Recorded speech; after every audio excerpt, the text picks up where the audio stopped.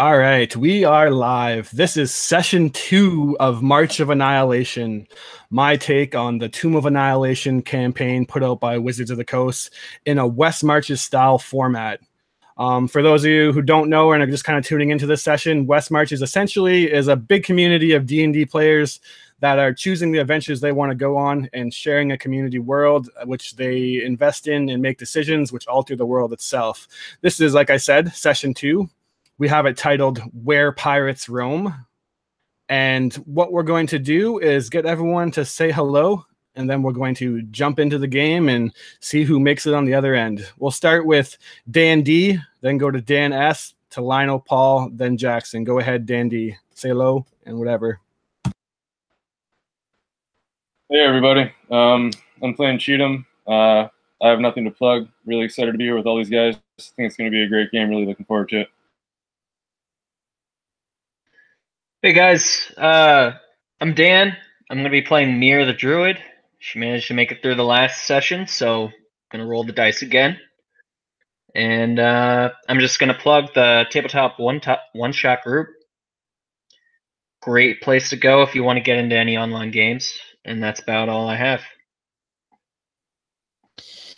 Hello everyone, my name is Lionel. I'm going to play Ilwig, a very ambitious but kind-hearted high elf, and have played in a lot of extreme games and in West Marches like games. I hope I can be a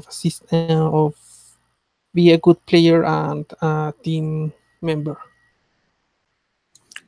Perfect. Go ahead, Paul. Hi, everyone. My name is Paul. I am playing the turtle named Neingalomitiga. And for now, I'm calling him the Armored Submarine because it's a little bit of a joke, and we'll find out what he actually is in-game. Hello, everyone. My name's Jackson. I run the channel The Creative Storm. Check me out if you're interested. I played in a game with Chris before. I found it very enjoyable, and I'm excited to get this game underway. I will be playing a character that has a way more pronounceable name. Its name is Rolo Drask. Human swashbuckler, bit of a sleazy guy, but you know he'll come through for you in the end, right? We will see. All right, so if you tune in watching this game and you think that this sounds a lot of fun, I went ahead and posted the Facebook link to join the actual Tomb of Annihilation West Marches campaign group, where you too can play in life or death missions where your character may or may not survive, but most likely will die. If that's your kind of thing, this is in the very early phases, so these poor guys are kind of like my test dummies, and I apologize for any of the bumpiness that we're going to experience as I figure things out, because I have never ran anything like this before. But without further ado, we are going to jump into the game and see what happens. So, the sun glares down on the deep blue bay of Chult. Port Nyanzaru sits behind you.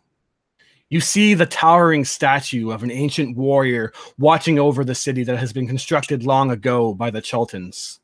The city's bustling can still be heard, even from the distance that you now are away from the actual city itself in this ship that you find yourself in.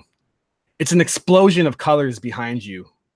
The city of Nyanzaru is vibrant and flamboyant, if anything, and loud. And as this city shrinks behind you, the open water completely surrounds the ship you find yourself in.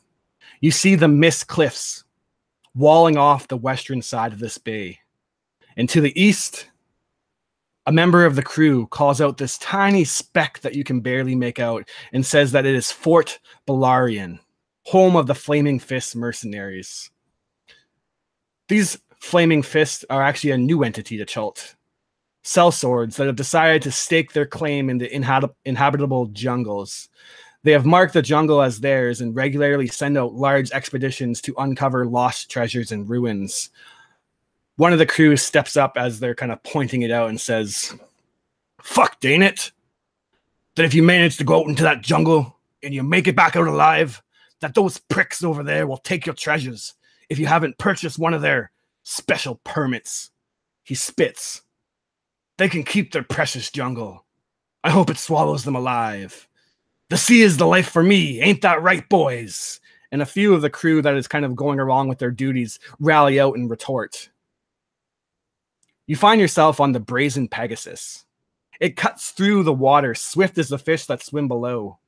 You can't help but agree to be caught up in this energy, this sense of freedom as you're out on the world, crafted by a man-made ship that is overpowering nature itself, sailing above this depth, dark blue water. The open water splashes up on the ship and it cools off your exposed flesh from the blistering sun above. In the distance, though, you see a scattered mess floating in the open waters. It seems like something in the distance is being carried out to the great sea. What's everyone doing right now? Go ahead and actually explain what your character looks like as we start to approach this mess here. I know we kind of said who we're playing, but let's kind of set the stage for what we look like, and we'll do it in the exact same order. We find Chatham. Where are you right now as we approach something? The crew seems a bit on edge. What are you doing? Cheatham would be up in the crow's nest, I would imagine. Small ranger gnome. Sun's beating down in a black cloak. His leather armor underneath his shirt. He would kind of look a little chubbier than most normal gnomes for his size, but I think he would just be looking off into the distance, always making sure to keep his eye on what was in front of him. Probably low whistle under his breath as he sees this mass in the distance. All right, and as you're kind of just standing there on the crow's nest, the wind just blowing into your face, cooling you off while the heat presses down, the ship moves closer. And as you approach closer and closer, you see that it's bits and parts of what must have been some fishing vessel. What is Mir doing right now? Mir ties a small message to the foot of a seagull and lets it loose. And as there's like more activity on board, her attention is drawn to this wreckage.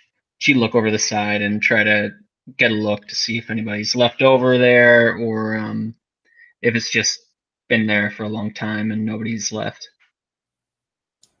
All right, and as we see Mir looking over the starboard side of the ship, what do we find a we doing? What does a we look like? You're on mute if you are trying to speak. Me? Yes, sir. Sorry. Well, Itwig is as you can see in the picture that I picked for most of my characters, white hair, white hair, a pale skin, high elf with blue clothes. He is, I imagine he is currently in with the captain or in the cabin, looking through the maps, trying to memorize and position everything, the places the ship is going to be. He has at his shoulder here his familiar Rina in in the hawk form, and every now and then he pets her and talks to her. Oh, hey there, look, this is interesting. Look, oh, this, and pointing out stuff in the map. Perfect. And as you're standing beside, or in the captain's quarter, kind of reviewing over the maps, and there isn't a lot of maps of Chult. It's a very inhabitable, unexplored, dangerous territory, but you look through what maps you can, and it's at that moment that you hear cries, desperation, panic from men splashing around, yelling out for help. Ningalo Matinga. Nailed it on my first try, I feel. What are you doing? Let's see. I think shortening it. I think Dan was good at shortening it to Nang Ingalo. But basically, it looks like he's sitting down and he's possibly praying in a strange language. Actually, he's probably praying in a strange language that nobody probably understands. It's actually Aquan. He's praying to the sea god, which is a great dragon turtle that his people venerate. He's praying for good fortunes and a chance to prove himself worthy. And he's not wearing much in the way of clothing. He has just something, I guess like a loincloth he's wearing. But he has an odd-shaped backpack probably around his shell. Yes, he's a turtle, and he has this odd backpack but he has all manner of stuff sticking out of it. Looks like he has a warhammer, spear, there's a shield, some javelins. There's a couple cases strapped to the side of his shell. Anytime he's probably opened them, it's just has some herbs in it, in one of them, and just stuff, mortar and pestle. And he looks like he was mixing stuff up at one point. And the other one looks like it has bandages and other like bits of rags and stuff that looks like a first aid kit of some kind. And yeah, I guess that's it. So right now he looks like he's praying to the sea god. Your prayers are interrupted to your ancient dragon turtle sea god as you hear these men in panic begin to scream. You hear the splashings of water. A few of the crew jump into action, grabbing ropes, getting ready to kind of lasso them up and throw them overboard. But a calm, proud voice from the quarter deck, grabbing onto the wheel, this gray-skinned rock gnome, Captain Orme, Swift and Dark, speaks up, stopping the men instantly in their tracks. Aye, boys. Unless you be wishing the similar fate, you better not be throwing them ropes out there. What are you doing, Rollo? As the men suddenly stop. Rollo is a tall man, at least in Faerun, in this area. He's about 6 foot tall, and we pan up, seeing like he has some very dark leather brown boots that he's carrying, and sort of rough, ripped and torn reddish pants above it. And as we pan up, we see he's mostly wearing just a simple white sailor shirt, sort of the classic swashbucklers undershirt, we understand. And covering most of his head and face in a big shadow is this wide-brimmed hat with a that looks to be a bit worn and used, and a peacock feather sticks out on one side. And as he is trying to let loose what seems to be a certain amount of some sort of tobacco mixed with other unmentionable substances into a small pipe, the ship bumps a bit of reef, and the contents of what he was trying to put into his pipe spill out into the sea, and he just mutters to himself, "God damn it."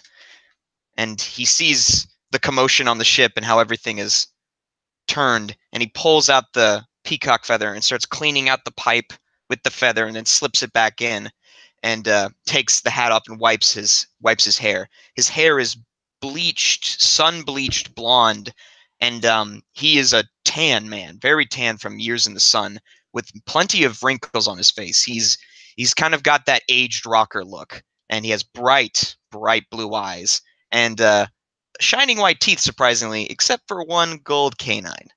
And as he sees this commotion's happening, and he sees all the crewmen kind of looking at him with his little fumble, and he says, "You look at her, not me." And he puts the hat back on and looks towards the captain. Perfect. And as you do, the men suddenly stop doing what they're doing, respecting their captain's orders. But as you look over to these men drowning in this deep sea, matters get worse for them. As you see a gray fin pop out, and then another, and another, several more. Dark masses start to swirl around these men as they splash and panic. The fishermen begin to beg, coughing up water as they do, struggling to keep afloat. Please, Armag, take what we got. We're sorry. A man frantically begins to swim over to a chest that's floating still. And he panically fumbles around with it. His head bobs underwater a couple times. He's looking nervously as the sharks are swimming around him, and he opens it up, and you see a glittering waterfall of gold sink down into the deep blue. It doesn't feel right to some of you, maybe. You consider intervening. Maybe you don't. Nonetheless, fishermen just drowning. They don't deserve this fate, you tell yourself, maybe. But you see Ortime step forward, and she looks at you all curiously with a cocked eyebrow to see how you interact. Does anybody do anything? Captain, why are we leaving these men to die? You're our guide, so I will defer to you, but she kind of like looks long at the men who are surrounded by sharks. She would smile to you and say, everything be having a price. And then almost on cue, Mir, you feel it. Something that pulls this large frigate, this 6-cannon ship, off current, in unnatural movement, as if a tide below has suddenly changed. As if a mountain or something underneath has suddenly shifted, the Pegasus catches a sudden wave and starts to float upwards. As you look down in the clear water, a void goes by, pure black. Your stomach suddenly feels empty. Blood rushes to your head, a primal instinct that reminds you of your place in the food chain. A mountain does shift below you. But this mountain rests on a monstrosity of a creature that holds this mountain with ease. Your sense of security, your sense of freedom has now left you. As you look at this dark mass, this creature swimming, this absolutely enormous, powerful entity below you that could swallow this ship in 1 or 2 bites beneath. You see Aramag, the protector of the Bay of Chult, for the first time. Armag will take the payment that these fishermen have offered. But the fishermen have lied to him, tried to hide their wealth, tried to rip off the ancient dragon turtle protector of this bay, and for that his pets will eat. The first shark jumps up and swallows the man who had emptied the chest almost in whole. Only a few appendages are left after it bites down, and a crimson of red fills this blue water. You're all stuck there, awestruck by the monstrosity that's below. Maybe it's a symbol of some ancient god, but as most of you look on, it's a horrific scene nonetheless. Aramag swoops down in one powerful gulp and swallows the treasure that was offered. Ortime looks to you as if the answer has already been given, Mir, and she smiles. Even freedom comes at a price. Ain't nothing be free in this world. And then that black monstrosity retreats into the depth of the bay. You set sail, continuing onward, looking back, helpless to do anything to the last 2 fishermen that are panicking. You hear them scream out their pleas for a chance. They didn't know better, but that means little to Armag. His prices are known to all in this area. And those that don't know learn quickly and learn the hard way. You put that scene behind you as the floating pieces of ship that were sunk are blotched out by red and open up into the great sea. That is your first day setting sail from the Bay of Chult. And now we zoom forward a bit.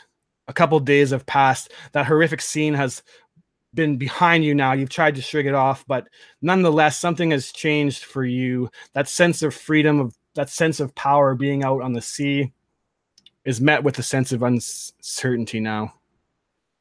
The sea feels almost as dangerous as the jungles for those who have been in it. And as you have sailed westwards, you look at the coastline and you see the Mistfall cliffs. And these cliffs tower thousands of feet high, basically a wall of stone which the waves crash into the jagged gray points. As you look, it carries on westward for as far as the eye can see. What does everybody see themselves doing now as 3 days has passed? Anyone doing anything in particular before we jump forward?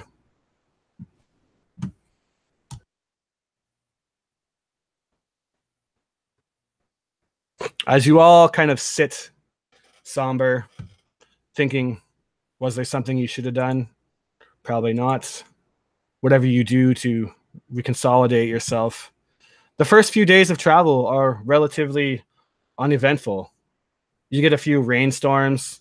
You experience a bit of what it's like to be in the ever-changing torrent of weather that is Chult, where a sunny, blistering hot day of 90 Fahrenheit can turn into a tropical, dark gray thunderstorm, and then flash back into a bright, beautiful day, all within the matter of hours. You kind of get used to this ever-changing. It's almost as if you experience 3 seasons in one day. It's around the 5th day, however, as Captain Ordame is telling you that sailing close to the Mistfall Cliffs is indeed a bit faster, and we would make more ground. But she points, and as you watch the crashing tides smash against the cliff sides, what you see is a raising wall of water that splashes up, not even coming up like a quarter of the distance that is the wall. But as the tide recesses back down, you see that underneath this blanket of powerful water is a rocky crags that just stab out like daggers and knives all along the bank. She tells you that, yes, it is absolutely faster to travel on those currents, and we would 100% make up more time, but even the most skilled of captains don't dare risk sailing adjacent to the Mistfall Cliffs unless they absolutely need to. Are you going to say something, Rolo? Sorry. I would imagine as she explains this, Rolo looks ahead towards these cliffs and he says, what was it? 5 gold a passenger? That's a lot of money, honey. I need to get there quick. She smiles. Don't worry. If you're good with that, and she points at the weapon on your side, then that 5 gold will be a sliver of what you make out here. First of all, I'm good with anything. Second of all, let's go through these rocks. We need to get there quick. Plus, if we're lucky, we can get the element of surprise, which is something you pirate hunters have a bad habit of not doing. And he lights another cigar. She looks at you, almost kind of like intrigued. Oh, I'm sorry, my dear. I didn't realize you're the captain here. Why don't you just take your fancy feathered hat and step on up and steer us right towards whatever fate you have in store for us? She steps away from the wheel, and the waves instantly catch it and start spinning. The ship jags towards the left and starts flowing towards the cliffs. Go ahead. Let's show us what you got. I leap towards the wheel shouting, what are you, crazy lady? Make an athletics check to grab onto the wheel. As this woman who's like 4 feet tall, just this rock gnome, half the size of you probably, go ahead and grab the wheel as it's spinning rapidly and the ship's starting to jag. You see the men just kind of instinctively grab on. Everybody else make me a dexterity save as you're probably caught off guard by this. I got a 15 on that check. 15. Let's see what everybody else does. Let me know your deck save, everybody else. Deck save. Ooh, that's not good.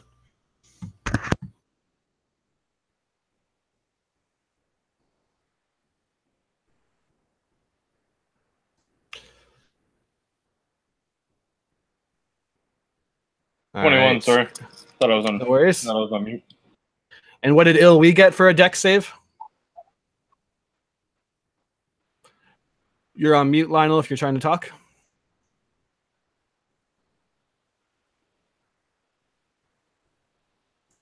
Lionel. All right, maybe Lionel is AFK. Oh, 11, there we go. So, anyone who didn't roll higher than a 15 is caught by the sudden jagged movement of the ship, kind of almost like completely going vertical on port side. Nangalo, you fall prone and actually like start to slide across the wet, slippery deck, and you hit the side of the railing and just see the water before you splashing on up. You see Rolo grab onto the wheel, and with a 15, not a weak man, definitely at least double the size of this rock gnome. A 15, you grab onto the wheel, Rolo, and do everything in your power just to keep it there. You try as you might, putting your legs and your back into it to just steer the wheel slightly left back onto course. A 15 is not enough to do so. She looks at you and says, well, if you're going to be taking that route, then I think your 5 gold is going to be wasted, my dearie.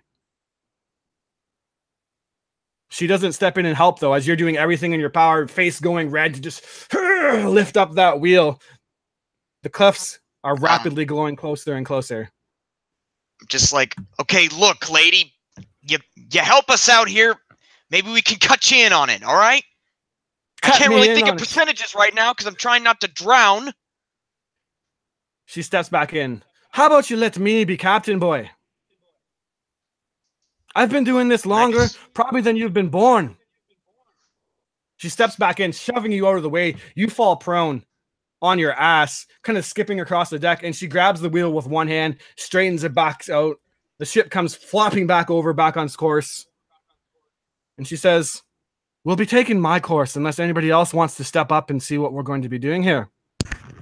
I stand up, making this hissing sound, and I go right towards where the captain and Rolo are.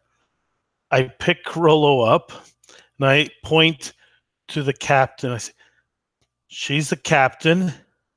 She decides. You do not question her. And I drop him down. She smiles and says, oh, it's no problem. He's just a young gaff, looking to make himself look strong and proud. It's okay, though. The sea will do that just for you. It'll shape those who are strong and proud and swallow those who aren't. You decide right now, boy, which one you are. Yeah, school lesson learned. Thanks. And by the way, I've been on a ship before. God damn it. And I pick myself up and I just rub my tailbone. Ugh. And I lean on this my turtle companion for support really quick before I assume he just shrugs me off, and I'm just like, to hell with all of you. And I slunk her back down and go back to my pipe. Don't interrupt my prayers again. And I go back to praying. Everyone make me a perception check as the crew kind of have a laugh. It's not the first time that some hotshot has come on the Brazen Pegasus and questioned this small halfling or this small rock gnome. She's used to it and she's none the bothered. She thinks it's actually hilarious that someone would try to do it and knows full well how difficult of a sail it is, even though she makes it look interesting. Mir, since I see you rolled a 19 on your perception. I imagine my character does not see that because he will be still in the captain. I forgot the name. The room where the maps are. Yeah, still researching the map. So you're below deck, kind of not. You feel like the turbulence of the water or whatnot. Not really sure what's going on. Kind of uncharacteristic. But the ship after a quick moment, resets itself and falls back on course. Mir, in the distance, a bit of a distance away from the smashing, vicious torrent of waves against the cliff falls, basically out more into the calmer water. With a 19, you just barely spot what looks like a ship's mast sticking out of the water.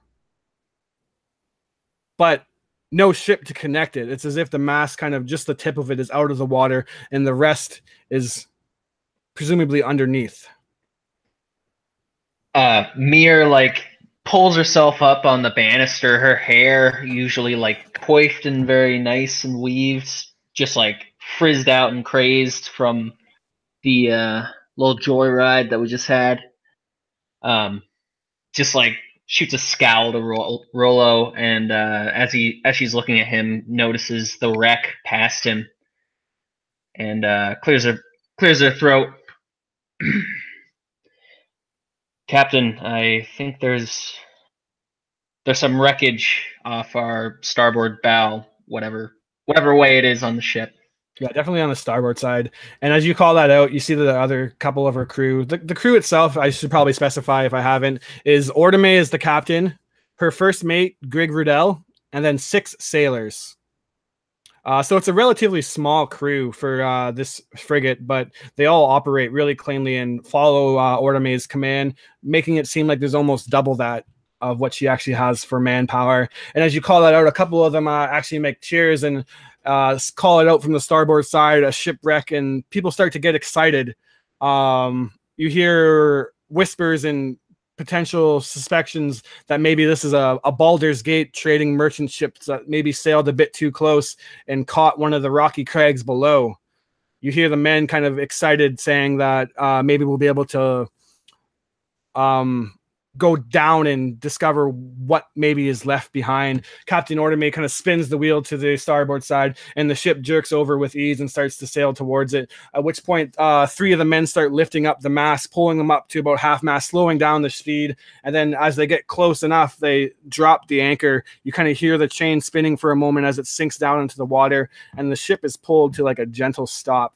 As you inspect this scene, you see that the mast is poking out and it is snapped basically around the base of the ship and is leaning upwards, and the ship itself is basically at a 90 degrees sunken into the water. Just the back end, the stern, is just barely below the water, maybe about 40 feet deep, and you see that there is a spear-like rock that is stuck out from the water and presumably hit this ship and kind of caught it and sunk it, and it's basically stuck on this dagger-like rock, almost like skewered. You see the water. It's a bit calmer here, but by no means is calm a word to describe the Great Sea. And you see the water is basically hitting the ship, and you can hear it kind of like creaking and groaning underneath the water as the mast is just barely hanging on, banging against the side of the rock. Ordame would look to you and say, well, looks like there's a shipwreck down there, boys. Who's feeling like earning a little bit extra pay? We operate here on finder's fee. Cheatham would pop out of the crow's nest, startled awake by the any form of bonus or treasure, and you would pipe up and, "Hey, Captain, what do you need?" Well, the way I see it, I need my 6 men to operate the ship and make sure nothing goes wrong here. But if you lot wouldn't mind diving down there and seeing what you can find, I'll give you a good cut of it. A lot of merchant ships get sunk out here, and obviously the dead don't need their goods, so that's just extra pay in your pockets. Maybe I can buy a health potion for my ass. Rollo steps up and cracks his back. Yeah, I'll help you out. After all, you need to be here doing your busy captain work. She smiles and says, maybe a health potion for your brain, too. That probably wouldn't hurt.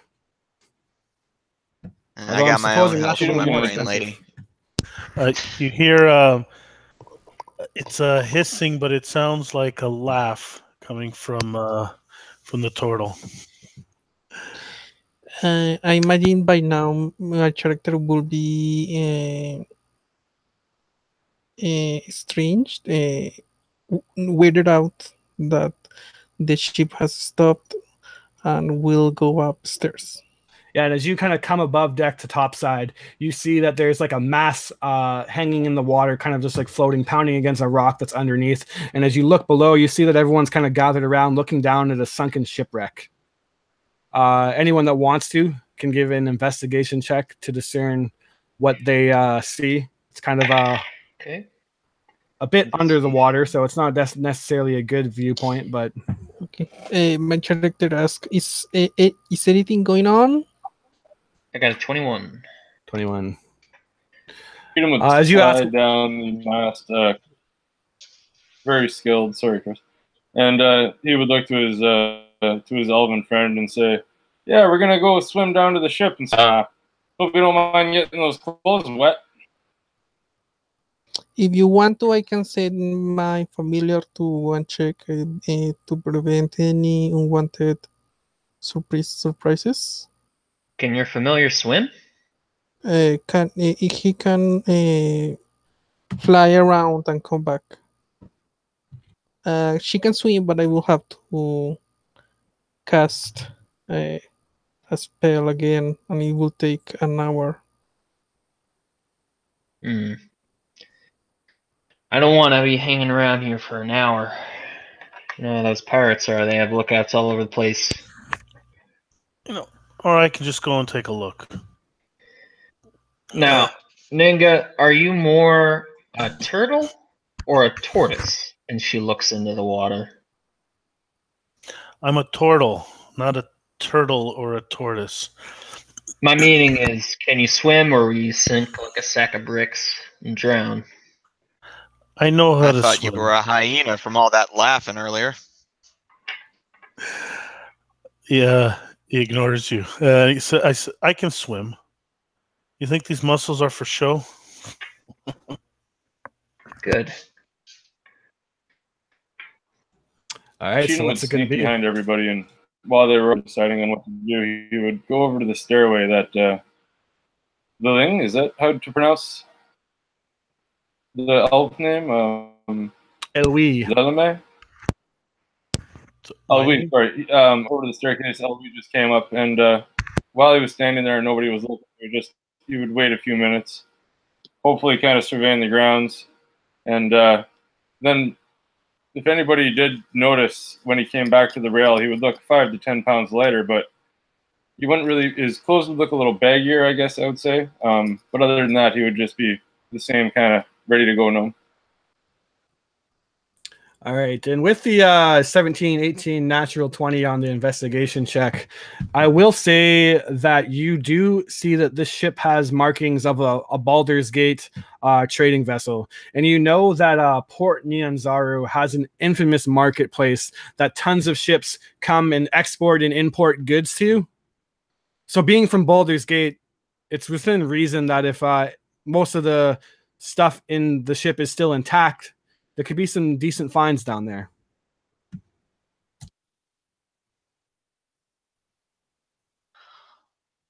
Well, Rolo he kneels down for a second and pulls what looks to be the Forgotten Realms version of what looks to be a Bowie knife from one of his boots, and holds it up and turns to the members of the ship, and he just goes, "Last one's in a rotten turtle," and he puts the knife in his mouth and dives in. Splash as Rolo sinks into the water. What's everybody else doing? Waiting to see when he follows. I'm waiting to see when and if he comes up. Perfect. So Tatum and Rolo are in the water. Is anybody else following? My character would like to get close to where they are without going down, and he will ask his familiar to fly around and warn him telepathically if any danger comes. He's like watching, being sure that nothing catch the party by surprise. Sounds good. All right. Mir would jump in and she would ready the spell Pass Without Trace if she sees any danger nearby or approaching. Okay. So 3 jump in, 2 stay aboard. Actually, I'll jump in as well. Chris, Yes. I was just gonna ask if I can do a quick stealth check to see if I can, as soon as I hit the water, that I go stealthy before my giant shelled friend jumps in. Yeah, sure. Give me a stealth check. So I don't see you, and I end up jumping on I'm you. gonna roll. It's probably going to be at disadvantage though, because without a swim speed, you're not actually like a natural. Like, sure, you know how to swim, but Nangalo obviously having a swim speed is a lot more native to the water, I guess. Yeah, I got a 14 on the stealth check. All right, so yeah, for the most part, you don't like. Okay, so go ahead.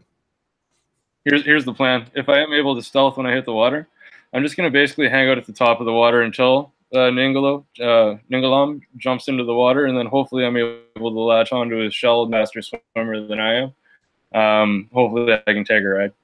All right, his passive perception is 14, and you roll the 14, so he sees you. So it's up to you, Ninglo, if you want to let him jump onto your shell or not. I probably won't even like. Yes, I know he's there, but it's like it's yeah, he doesn't really respond. All right, so yeah, he you grab onto his shell and think that you're pretty clever for hitching a free ride. Little do you know that actually Ningalo definitely knows you're there, and you guys begin to swim down into the depths of the water. Like I said, this ship below is about a 30-foot swim, and as you guys are now deep below and just basically darkness all around you with the sun kind of beating down the water above, everyone give me an investigation/perception check to see if you can find an easy way into this ship or like anything of interest. Perception 8. What else we got? And Ilwi, you can give me a perception check with your familiar to see if you notice anything going on in the distance. And just type it in chat what you roll. All right. So Rolo, with a 22, I'm going to say that you're basically first to come down. And the ship is sunken in a way so that it's basically almost like at a 45-degree angle, but upside down, speared into this rock. So whatever happened, it must have ripped it up pretty bad and then sunk it pretty quickly. As you're looking, you can see basically 2 ways into the ship. Obviously, the upside down, deeper version of the actual like floor level of the ship that would normally lead below deck. Or if you actually look above near the actual stern where the spear-like stone has ruptured through, there's about a little kind of gap from the break in the wood where you could probably squeeze into, but it'd be a bit of a claustrophobic squeeze. Also, 16 or higher notices that in the distance, you see a couple of reef sharks swimming around. They know you're here, but they're kind of keeping like a curious distance. They're eyeing you up, but haven't necessarily, they're not being aggressive or anything. They're just kind of seeing what you're doing in their territory. Would I know? Good. Oh, okay. Would I know, based on the 2 entrances you described, based on my knowledge of ships and especially from Baldur's Gate, which entrance would allow me to get in? Which entrance would be the quickest way to what I would assume be the cargo hold? Yeah, so obviously the kind of rupture in the bottom of the ship would be the quickest way. Mm-hmm. Although you know that if you get down there and you kind of get stuck, that it's obviously the more dangerous way. Well, you only Rolo once, so Rolo will definitely swim down to that rupture. Okay. All right. Mir's gonna cast Pass Without a Trace when she sees sharks nearby. Okay, and that in terms gives you a +10 to stealth, right? Yep. Perfect. All right.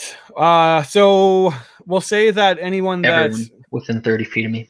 Perfect. So that means pretty much everyone below water definitely has +10 to stealth when they choose to do so. You guys kind of swim underneath, and you see Rolo quickly kind of pull himself up on the backside of the ship, which is now basically looking up into the water, and he pulls up a bit of a shipboard that's kind of like grinding against the stone. The waves, the underneath current is kind of smashing it back and forth a bit, moving the ship. You hear it grinding. And he kind of slips down into the inside of the ship. As you do slip inside, it is pretty much complete and utter darkness for you. Do you have any way underwater to relieve that issue?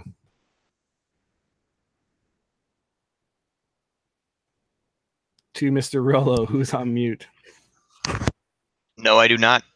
All right, so you found yourself in pitch blackness underneath the water. Obviously, like, I'm going to presume that when you go into the water that you don't just like push yourself off and lose all bearings. So I'll say that you can at least be holding on to your exit point. Hey, Chris. Yo. Would you say that there's like a bunch of like algae growing inside of the ship or anything like that? Give me a how does a nature check sound? Okay. 15. 15. So definitely not on the ship, which kind of says that it hasn't been for very long. But this craggy like spear rock, this jagged point, definitely has some algae or seaweed or kelp growing off of it for sure. Okay. So what I was thinking is if it was the right kind of plant, that she would cast Druid Craft to make it light up and blossom like that glow in the dark algae. So absolutely, I love that idea. That's super cool. I am going to say, however, that you're going to have to swim inside the ship also, though, to actually kind of realize this.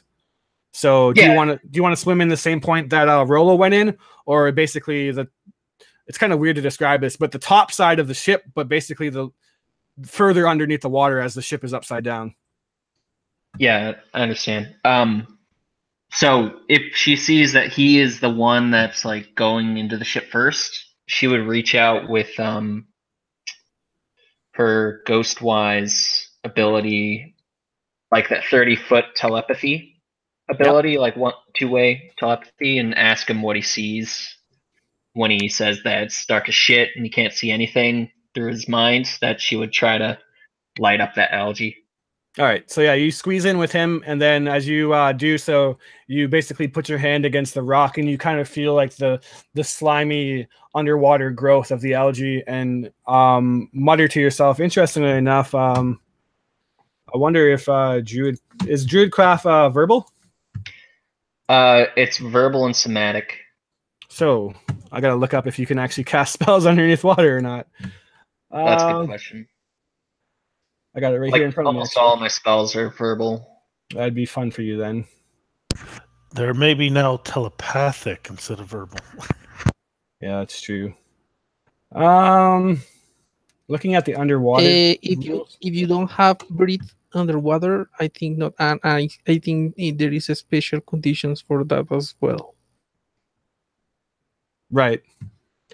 So what I'm gonna say is that you need air to definitely cast a spell, but give me an investigation check as you're in there, Ghostwise. Do you have dark vision by chance? No. No. Okay. Give me a investigation check at disadvantage if you want, as you're kind of like trying to feel around. You go to speak, but then water enters your mouth.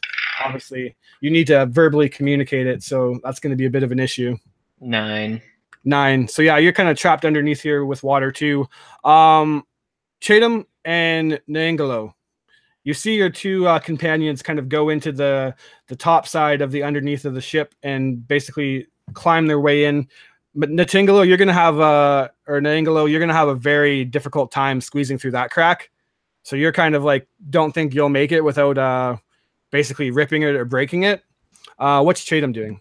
Does anybody have dark vision underneath here? I do.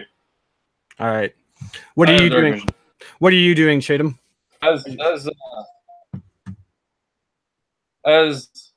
Ningle gets closer to the ship, and then I would imagine kind of backs off, realizing the same area that the other two have gone.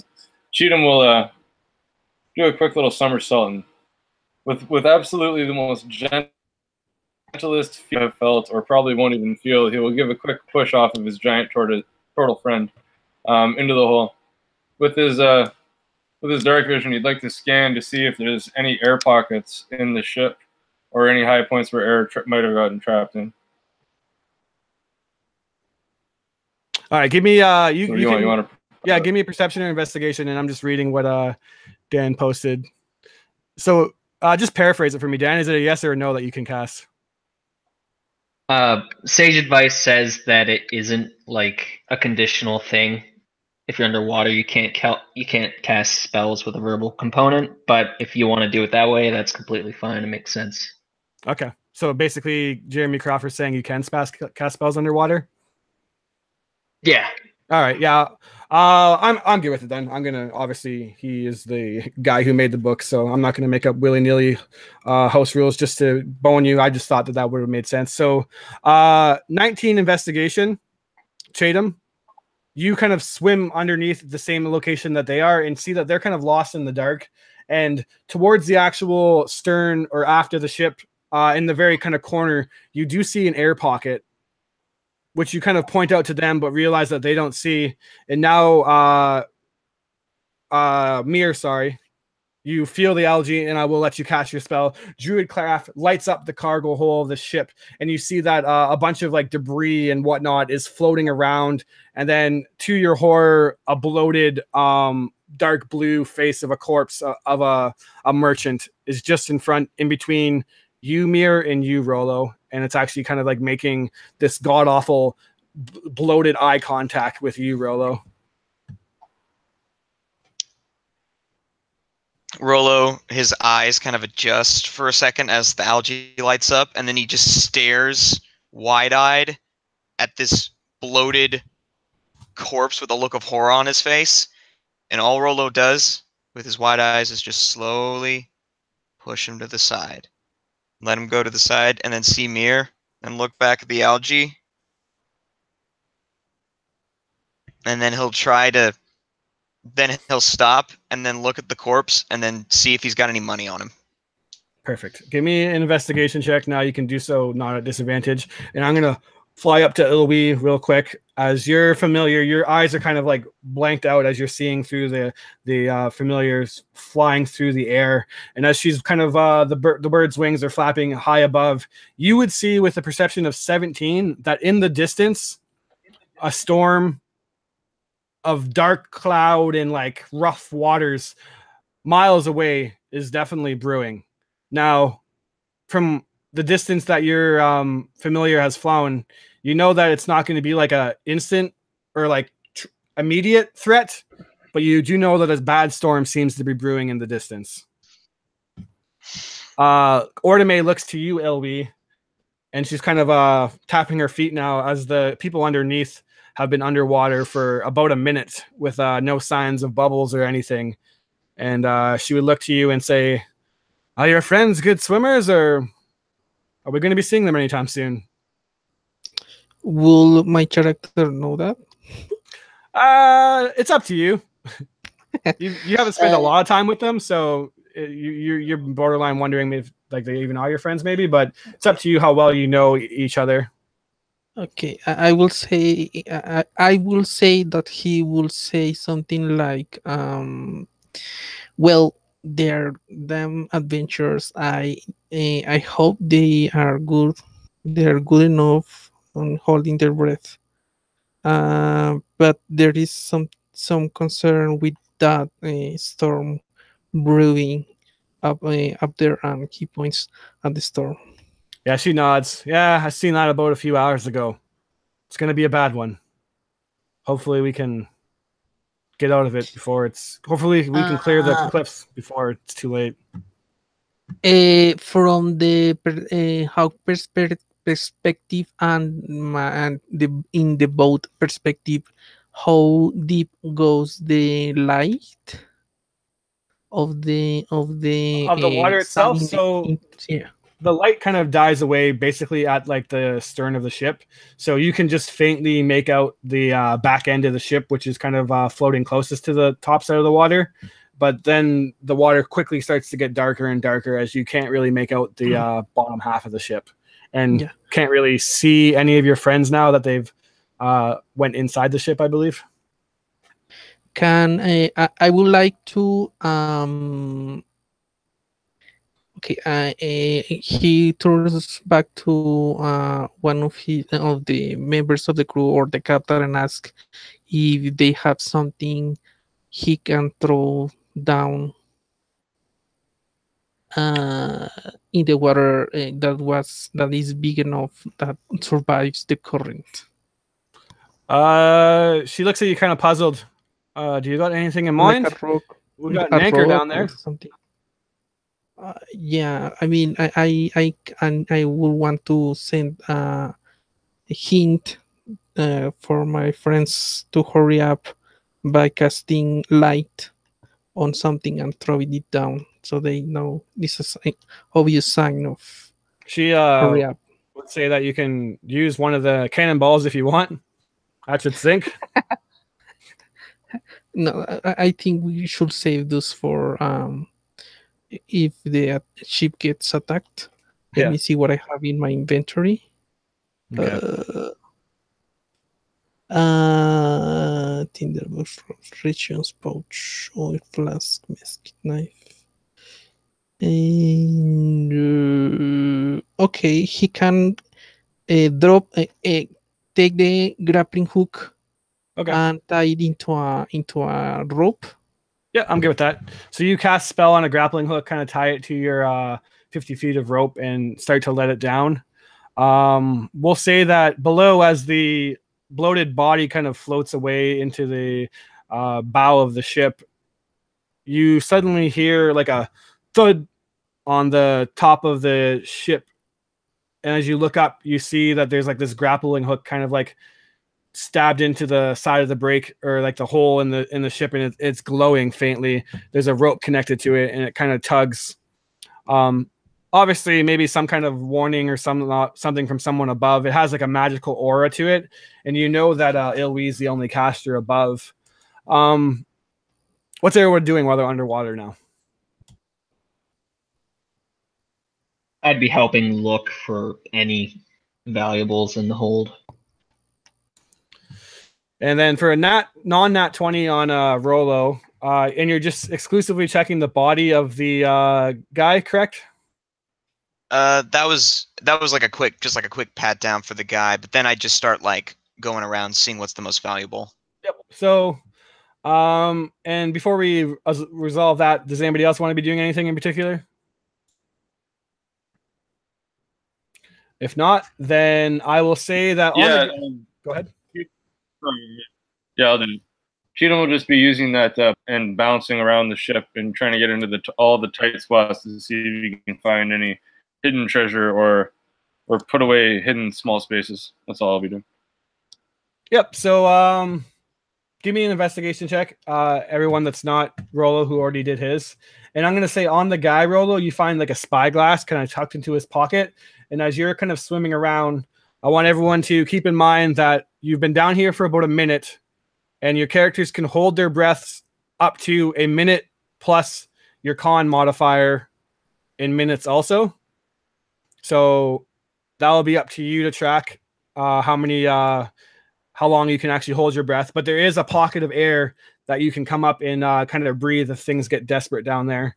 A 9, Chatham, you're not really able to find very much. And with an 18, we'll say that Mir, in the basically sunk into the bow of the ship now, is this big chest. And as you kind of go over to it and try to lift it, it does seem locked and heavy enough not to be floating. What do you wish to do? She'd reach out to Nangalo, I think that's how you pronounce it, and ask for him to take up the chest, as he can hold his breath for a very long time, and he's a stronger swimmer than she. And she would then reach out to Rollo and ask if he found a key on the merchant.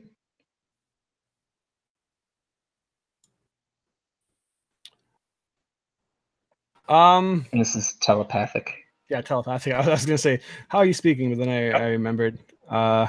So yeah, you hear in your head, did you find a key? To which you didn't. As you see another couple of bodies floating by, I will say that Rolo, you do come across a thieves kit in one of the people's pockets, and then in his other pocket, an actual like very well designed lock.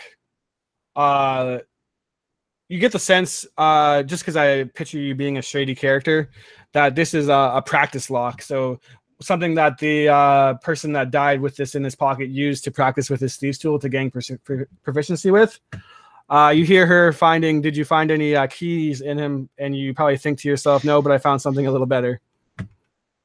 That's exactly what I think. As I kind of turn and give a little bit of a shit-eating grin as I show her the thieves' tools. And before I go to town on that lock, I'm going to put my head into the air pocket and get a little bit of air. Yep.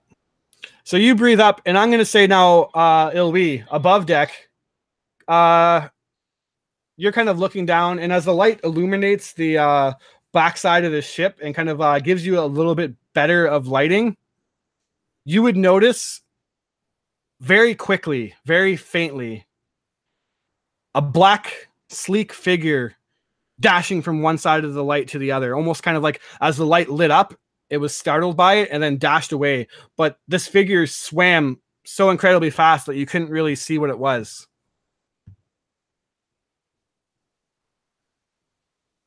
Does Ilwi do anything? Yeah.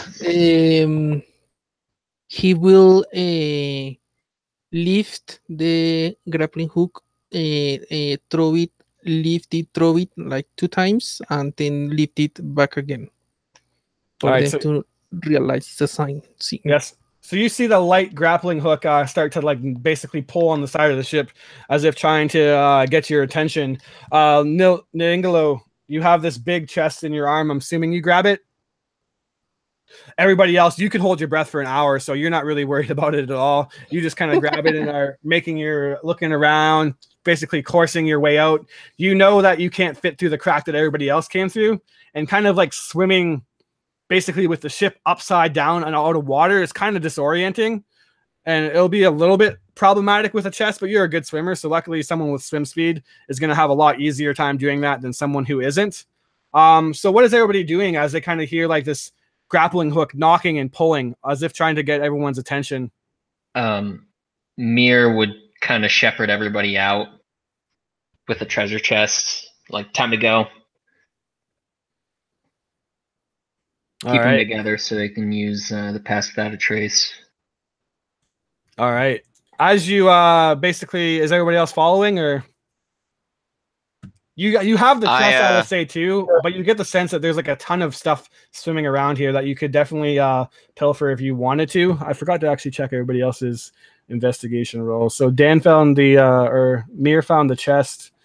Chadam didn't find anything. What did Nangalo roll for investigation check? Let's just say you said he wasn't in, so he was trying to examine the hole. That was about it. Okay, sounds good. So yeah, there's a lot of shit down here, but you guys have a big chest, so presumably anything good will be in this. As you guys basically telepathically get spoken to by Mir to like, we got the chest, let's get out of here. Is anybody else doing anything in particular before they go? Rolo pockets any shiny shit he can as he tries to swim out. Okay. See you find. You want me to do another perception? Yeah, give me one more perception. We'll say. Ooh, 19. 19. You find like a vial of some potion-looking item that you actually that looks pretty interesting, and grab and pocket. All right. And as you guys make your way out, I guess now would be the time to roll your stealth checks and see what's going on. Everybody gets a +10 on whatever they roll. Is it straight up, Chris? Yep. Sure.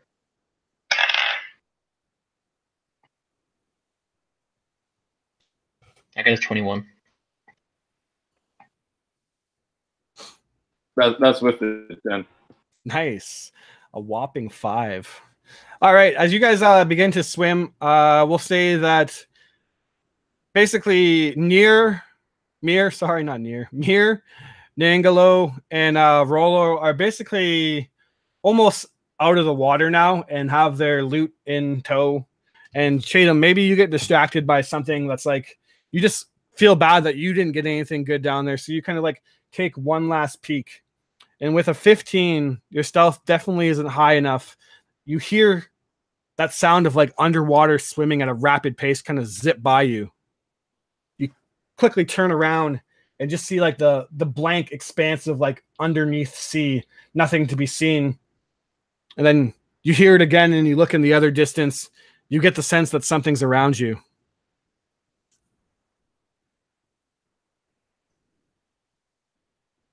This is on to you, Chatham.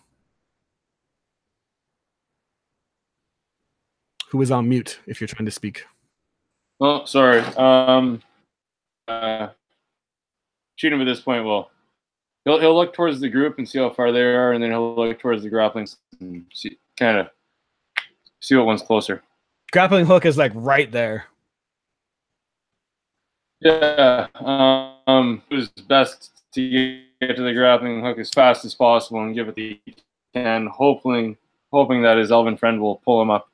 Ilwi, you see your compatriots start to swim up, and then you again, since they kind of have their back turned to you, you see 3 figures darting around, these black forms that are swimming with pace that any like humanoid looking figure shouldn't be able to swim with.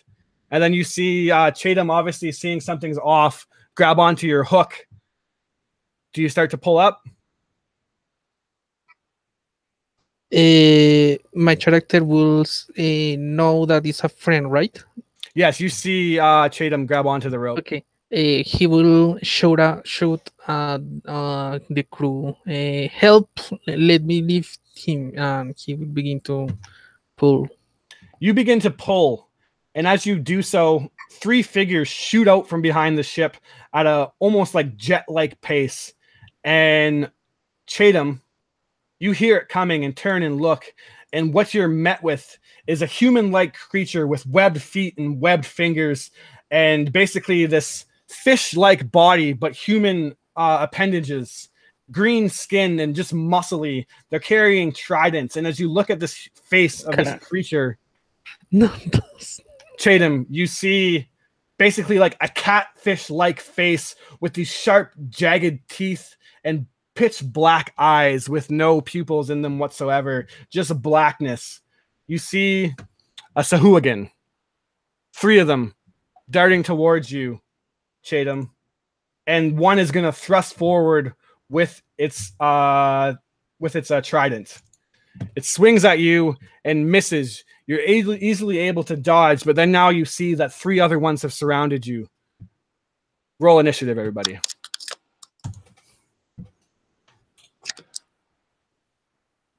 Well, I tried to sure it's not super fast.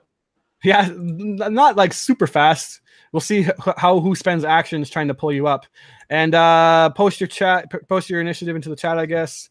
So yeah, you guys failed the stealth check even with the passive abilities.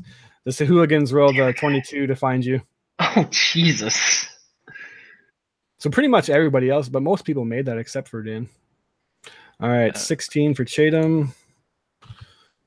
Ilwi has I don't see it yet, but Rolo has where is it? 23?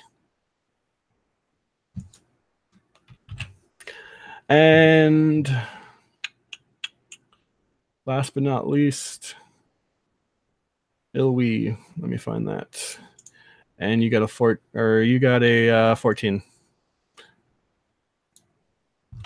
Ilwi, if it's cool with you, I'm just going to put your hawk on the same initiative as you. It just makes my life easier for tracking it. So with that being said, Rolo, you're the first to act on initiative 23. You hear something behind you, and as you turn around, you see these Sahuagins, these fish-like humanoids surrounded Chatham. Chatham's grabbed onto the grappling hook and is frantically like pulling to be shoved up, but as he's waiting to be done, waiting to be pulled up, you see that he's completely flanked by these creatures. What do you wish to do? As you are now kind of almost topside, you're about 20 feet up, 10 feet away from the surface. Tatum 20 feet below. I look back to the surface and I look down. I shake my head and I dive down and I want to do, I don't know if this will count as a sneak attack, but I want to do like a swimming dive with my knife and just like embed it into the head of this creature. All right. The one I'd say that try to attack him. Okay, cool. And what do you have for a weapon? A knife. A knife. So we'll classify that as a dagger. Perfect. Yes. Go ahead. Oh yeah, dagger. Yeah. You swim down and you can swing at the Sahuligan who tried to stab at Chatham. Mm-hmm. All right. So this is going to be a hit. Definitely does so. Your mark on the regular Sahuligans, I'll specify if it's a special one later on, is 12. Gotcha. All right, and gonna roll regular damage, and then here's sneak attack. Do you want just in total? Yeah. Total. Yep.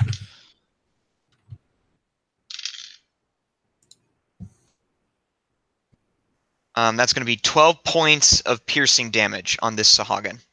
Nice. Sahuagin. All right, I see what you did there. It's the easiest for me. Yeah, I have no clue how to pronounce it either. I was trying to guess before game, but Sahuagin, it's all the same. You stab into it in the back. You see this green like blood start to drip out from this creature. It kind of hisses in pain as you do so. Mir, you're up next as Rolo changes course and starts to swim below, pulling out his knife. Do you have anything else, Rolo, before I skip over you? Yes, I am going to use my rakish audacity to, as I stab at this creature, to disengage because it cannot attack me. Nice. Because of my swashbuckler ability. So I just sort of like, as I stab in, I pull out the dagger and I just bap him on the head, and I swim up and I swing towards the chain, and I just start tugging on it really fast. Perfect.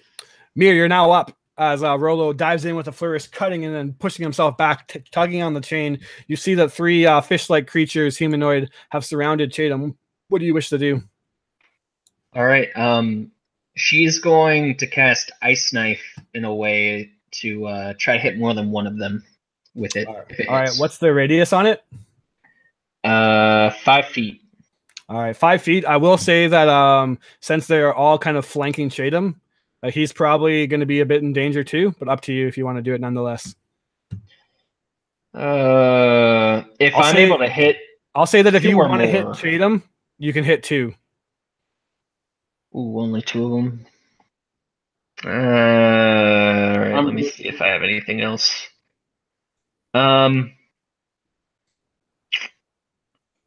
Shit, unless you hit directly to them, and then you can hit all of them. I can take a hit. Yeah, I think you'll be better off if I hit you directly. Actually, go for it. I'm gonna go for it. You'll forgive me if I hit you.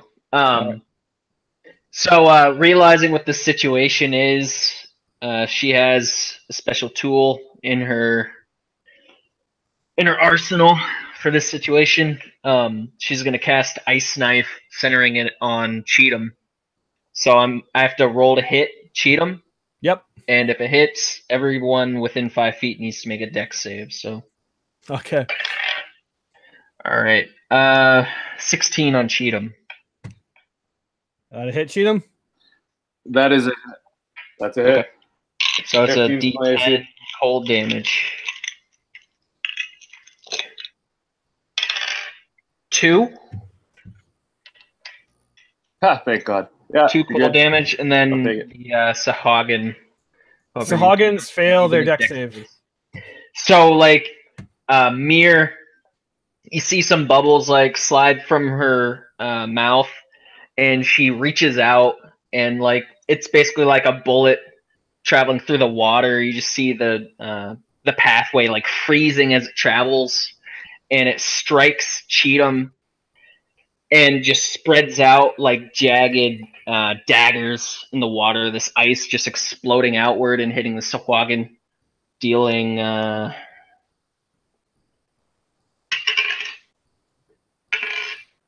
11 ice damage.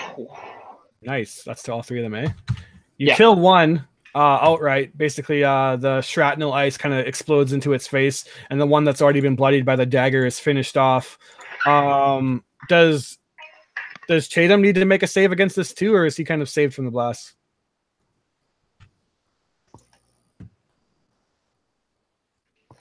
My understanding is it just hits one person, and then anybody within 5 feet does the dex save. All right. Sounds good. Yeah. I mean, let me check the spell real quick, but you can move on. Yeah, I'll move on as one of the Sahugans are dead. The other one, basically, still two left on you. One with a regular, basically like seaweed and crusted rusty trident. The other one behind you has more feminine qualities to it, and you see that her trident is glowing with a magical energy. The one with a regular trident is going to try to stab into you, Chatham. Let's see if it has any luck. It makes, let me see here, 2 attacks. It stabs you with its trident. Missing, I believe, because your AC has to be higher than an 8. And then at that point, in frustration, tries to just swim forward and bite into you for a natural 1. As you're just like fighting it back, ice explodes everywhere, kind of obscuring its vision, and you just push its face back as you see this toothy maw kind of come in and try to close over top of you. That actually puts you up next, Chatham. But unfortunately, you are affected by the knife explosion too, so make a dex save and see if you can save against and take half of that damage or full damage. I only got a 9. 9, so you take the full 12 damage also, I believe it was.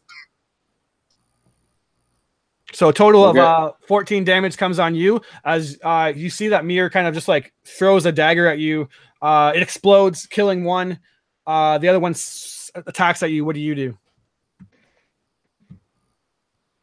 Cheatham getting hit by this ice. What's that? Can I have healing worded? Yeah, sorry. I just read that now. I skipped over you. You can healing word, absolutely. Yeah. Especially given I did that much damage to him. Yeah. Okay. You get 6 back. Sorry. You hear in your head. All right. No one typed in. No, Cheatham would. Finish. Sorry. Go ahead, Dan. Yeah, Cheatham would definitely remember the almost 30 or 35 days that him and Mir spent in the jungle. 14 to 20 of them alone trying to find their way home. And he would be quite fine with getting hit by any weapon that she threw at him, knowing that she had his at least not the best intentions in mind. But at this point, Cheatham's just going to be very evasive, do his best to stay away from to disengage from the Seguins or whatever they're called. I might try to lash out. I'll actually, you know what? I'll back up and disengage this one that's with me that tried to bite me. Can I use a bonus action for an action? Yep. All right, so as a bonus action, I'll disengage, and then I'll pull out a small pouch from my bag very quickly. It's very accessible. It's on my belt loop. And I'll throw it towards the Sanguines, and it's actually a net. I have 2 different nets on me, so I'm going to toss an attack roll with a net on the Sanguine that tried to bite me. Okay, sounds good. Go ahead. 12's your mark on this guy. Not 20. Hey. And are you netting him? Yes. Okay, that's interesting. I think that just grapples him then. But wait, sorry. Well, I'm missing something very important. You would definitely be rolling at disadvantage with a net in water. That makes complete sense. I'll roll again to add on to see what happens here. Sure, it'll be lower than a net. No, it's Chris, I wish I was making this shit up, dude. I literally I don't know if maybe it's a loop in Fantasy Grounds, but I just critted on both of those rolls. Hey, I'll take it. You grapple. You basically net this Sahuagin, and it is completely grappled by your net. Nice job. I'm gonna roll it again. I got 19. Okay, so yeah, I got 2 on her net. Whatever, it's hilarious. So yeah, at that point, Cheatham would just net him and back up as much as possible. Swim in an evasive manner as much as possible. All right, as you swim in an evasive manner away from them, you realize that you're not alone with these fish-like creatures. As you look behind you, you're met with the toothy maw of a reef shark. It's going to lunge in and try to bite at you. Oh my god, these attack rolls are abysmal. I haven't rolled over a 5 in the last like 4 attacks. So you narrowly dodge out of the way of this one reef shark. Mir, as another one comes up behind you now, you're going to face an attack against a reef shark. It rolled a 12 to hit, which I'm going to assume misses. That's a miss. And Ilwi, you are now up as absolute chaos below has ensued. You see these Sahuagins trying to attack your friends. You see reef sharks also now swimming in and engaging. Basically like following what seems like the command of this magical trident-wielding female Sahuagin, or priestess, as she's been named in the initiative. So priestess is a Sawahi? Yeah, there's a foe. Say again, sorry? An enemy, a foe. Yes, the Sahuagin priestess is definitely a foe. And she seems to be commanding the sharks and telling them to attack your companions. Okay. Is my adventurer team member still trying to go up through the grappling hook? I'm pretty sure that Chatham let go of the hook, right? Or no, you had held on to it, but you swam up more, right? Yeah, so he's not on the hook itself. No, I did that. Say again? I did let go of the hook. Oh, I did let go of the hook when I netted. Chatham, no one is no longer hanging on to the hook, I believe. I'm hanging on to the hook. Rollo's hanging on to the hook, sorry.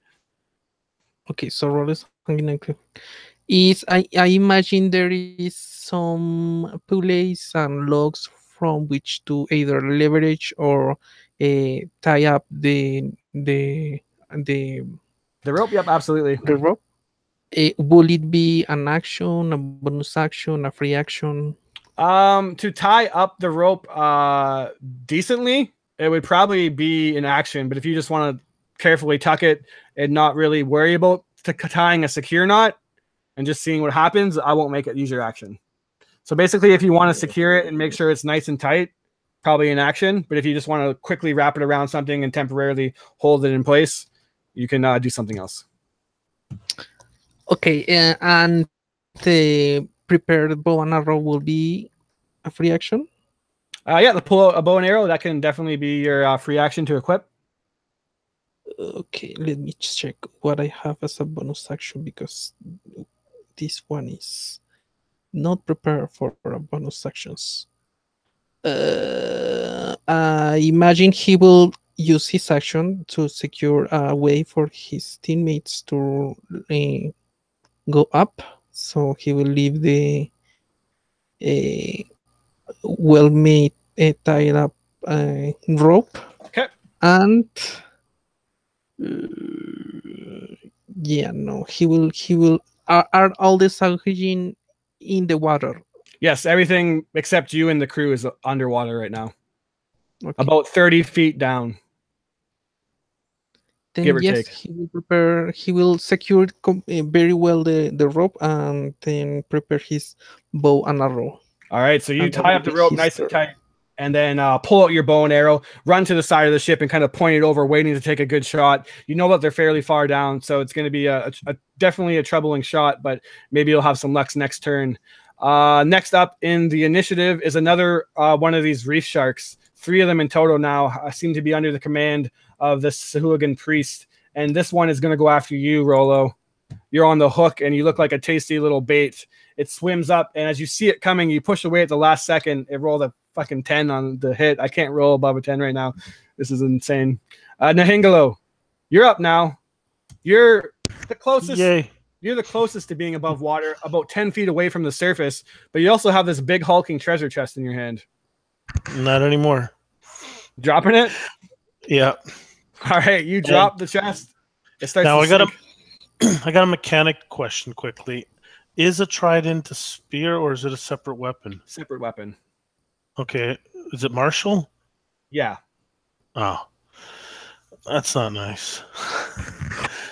Actually, I can use it. I start swimming towards the priestess. All right. That's the one with the glowing trident? Yes, sir.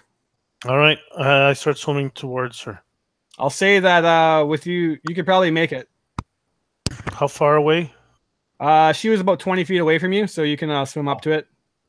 Oh, that's easy. Yeah, she's not that far. Okay.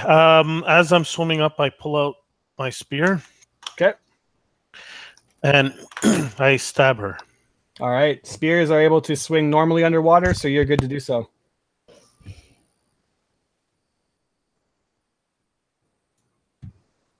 Let me know what you roll. 18. 18 definitely hits on the priestess. Max damage, 8, 11.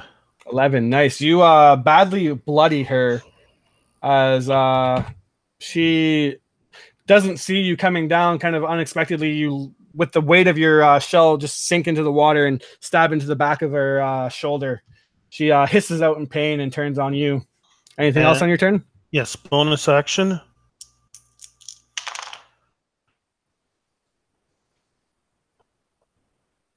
$17 hit. Yes. For so I chomp at her with my beak, okay. and I do 5 points of slashing damage. Very nice. Yeah, she's in very rough shape, close to dead. But unless there's anything else on your turn, she'll be up next. No, that's it for now.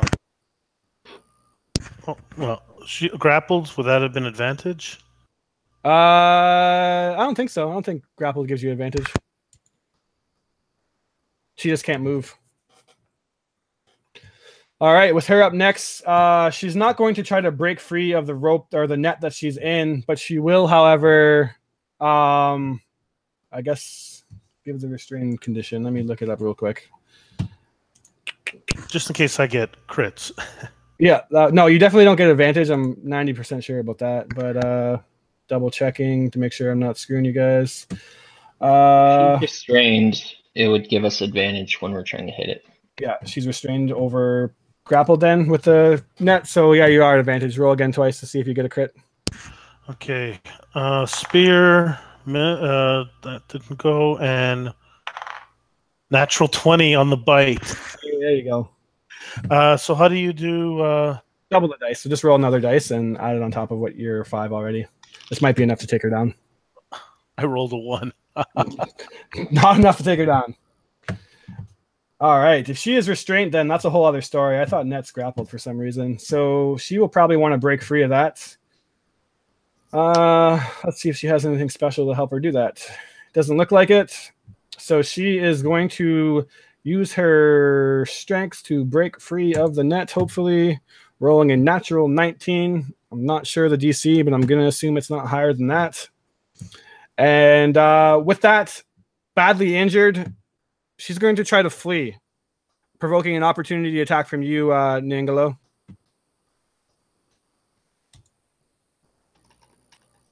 Advantage?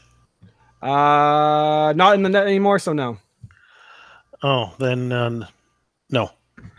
Then she whips away in the water. Being a quick swimmer, she is able to put 40 feet of distance between you and her. And then at which point she looks back and then with her magical trident points at the sharks and tells them to go after you. Unfortunately, it's not the sharks' turn, though. As Rollo, you're on the hook waiting to be pulled up. What do you do on the initiative as you feel the rope being tightened and basically secured in there, but you're not being lifted up yet? Yeah, Rollo looks at this rope and is kind of like tugging on it, like, what the hell? And he kind of like does a double take underwater, seeing his turtle companion dropping the chest and seeing the prize sink to the ocean. Yeah, that's a problem. And he just dives for it. He uses his bonus action to disengage from the shark, using that cunning action, and he is just speeding towards the treasure chest. All right, so give me an athletics check to see if you can get to it then with your dash. Since you dashed, I'll say at advantage. Thank God, because I rolled the 1. Hey, natural 19, 20. You're able to grab onto it. All right, and I just sort of wrap my arm protectively around it and just sort of like my eyes start to bug out a little bit as I'm starting to really feel it now from that dash, and also I haven't been breathing air recently, so I use the rest of my movement just to try to book it back towards the rope. Perfect. Yeah. So the rest of your movement, you basically expended yourself now, swimming down. So you're deeper now than everybody else. But you have the chest nonetheless. Mir, your turn's up. Okay. Mir is gonna cast Healing Spirits on Cheatham. Okay. So as a bonus action. So he'll get D6 healing. Mir's feeling really bad about the ice knife. Yeah. And then she's gonna cast Primal Savagery, which is a cantrip, at the shark that's on her. Okay. And what does that do, sorry? It's a melee attack. Okay. Go ahead. 19 to hit. Definitely hits on the shark. Okay. And it does D12 necrotic, I think. Yeah, necrotic. Does 9 necrotic damage. All right. Kind of, what does that look like as you attack it?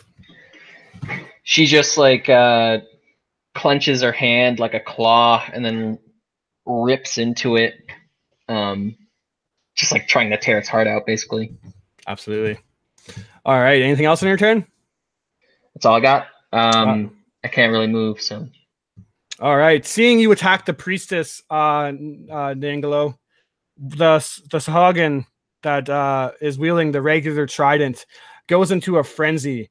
And with Chatham disengaged from it, it quickly swims up to you and is just going to start attacking relentlessly at you.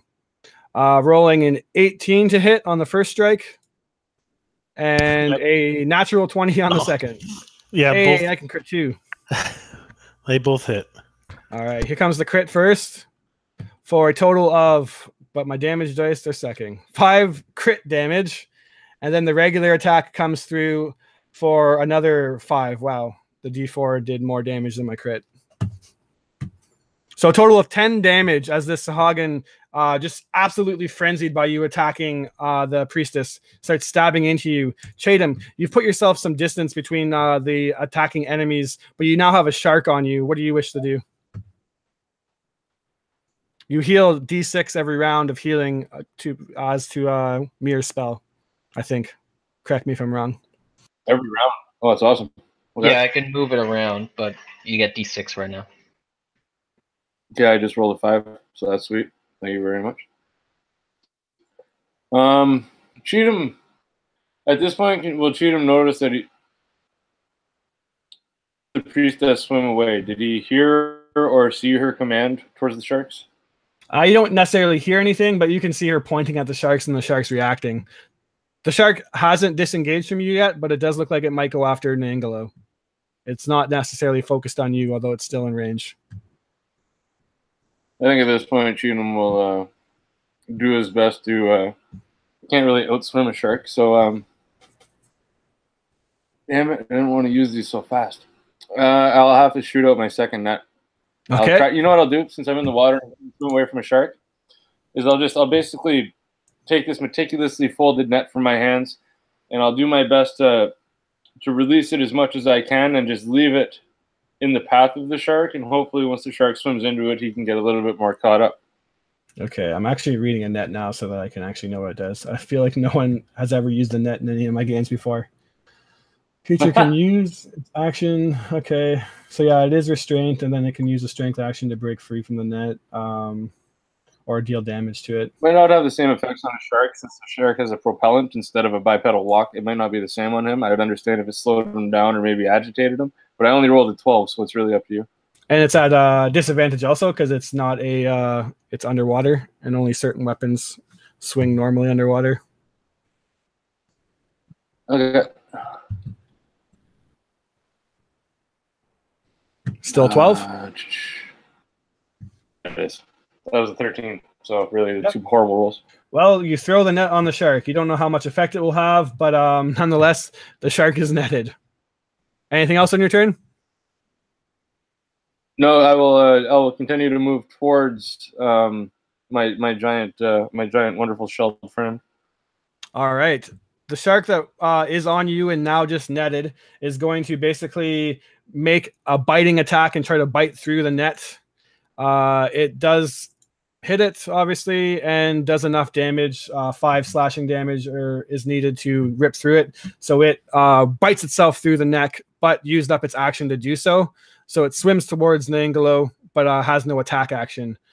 The shark on you, Mir, is going to attack at you since you attacked it and roll a terrible roll to hit. And Ilwi, you're now up again.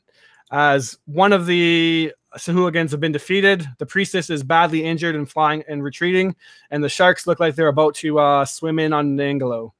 What do you wish to do, Ilwi?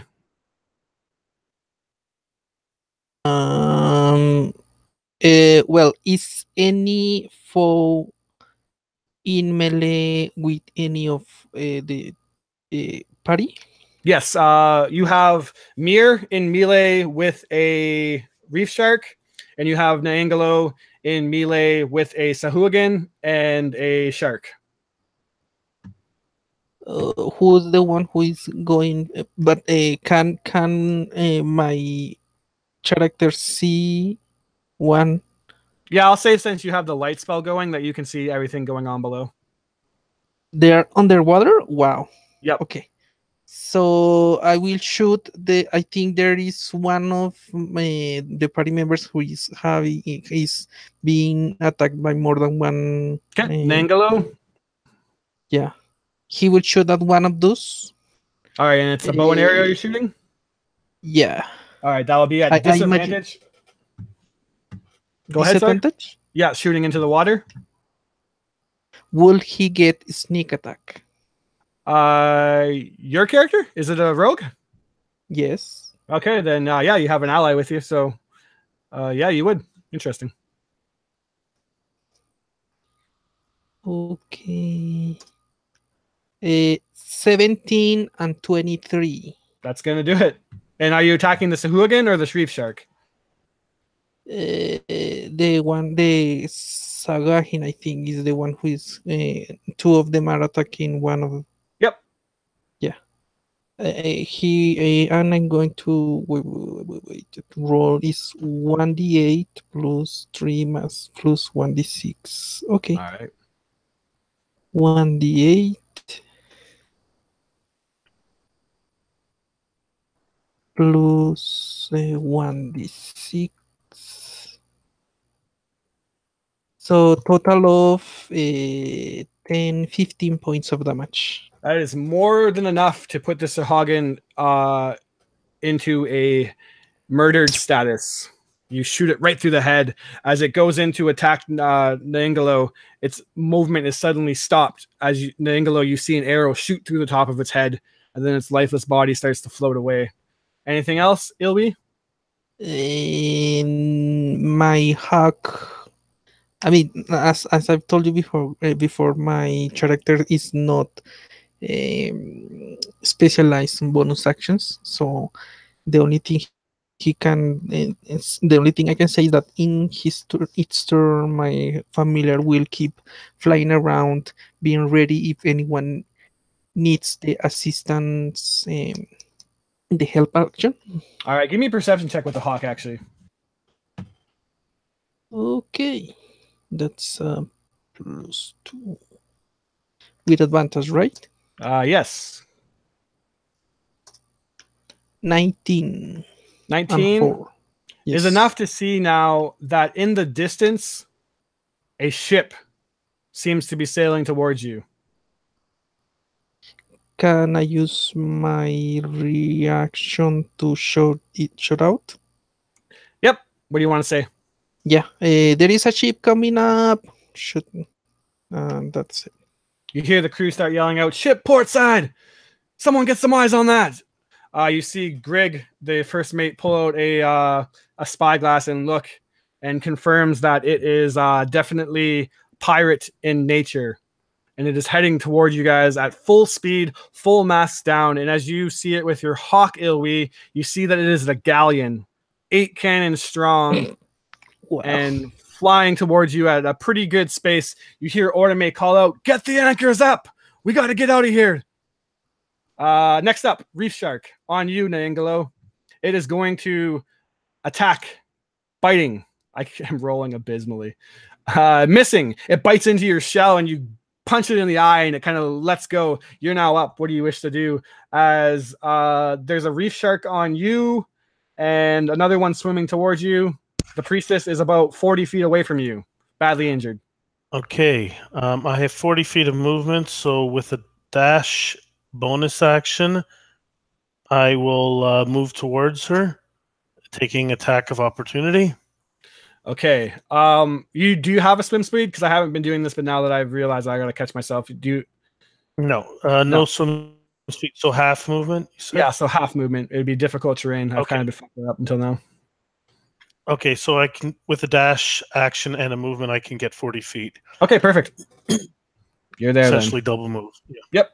Okay, once I get over there, I will stab her. All right, go ahead. Try to do so. AC 12 on the priestess. Badly injured. Oh, yeah. That's a 10 plus 5, so 15. Yep.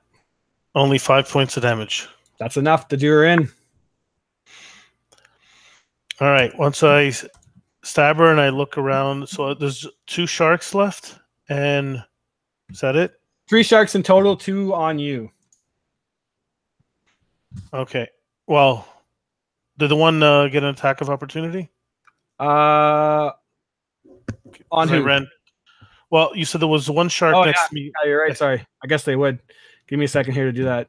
They both would since they're both on you. One bite, a 20 to hit, not natural, and a miss. So you take another 5 piercing damage as a shark actually bites into you this time. Anything else on your turn? Looks like Angalo's bleeding pretty bad. All right. Looks like he's not close to death, but yeah, he's hurting. All right. So with that, Rolo had an internet issue, so he's dropped out for now, but I'm going to assume that he's obviously heading back up, so that's what he'll spend his turn doing unless he comes back shortly. Swimming full speed to get up to the above deck. Mir, you're now up with 3 sharks left. What do you wish to do?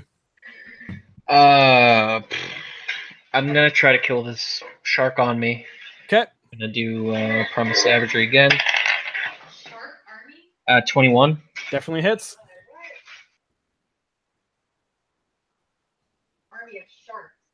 It's not an army of sharks. 12 necrotic. 12. That's enough to finish off this reef shark. As you start clawing into it, you rip it up and it kind of turns belly up and starts to float as you are able to defeat it. Anything else? All right. As a bonus action,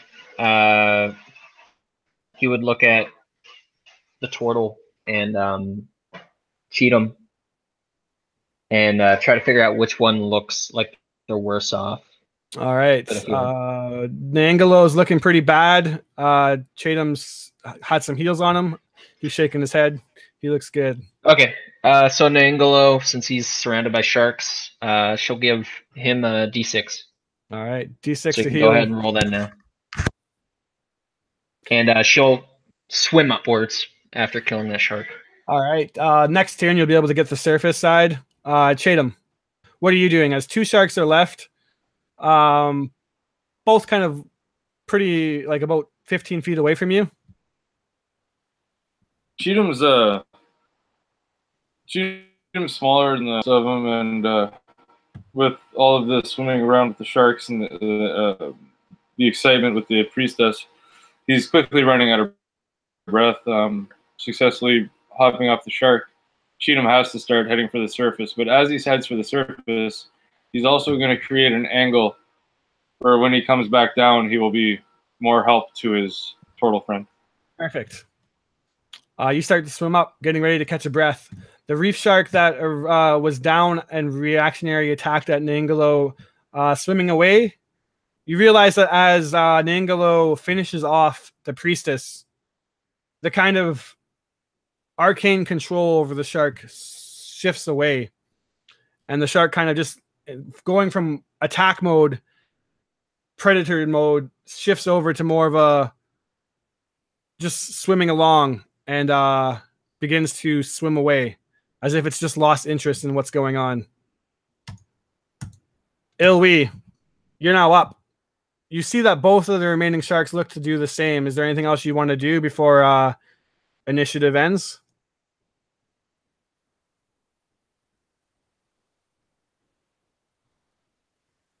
You're on mute.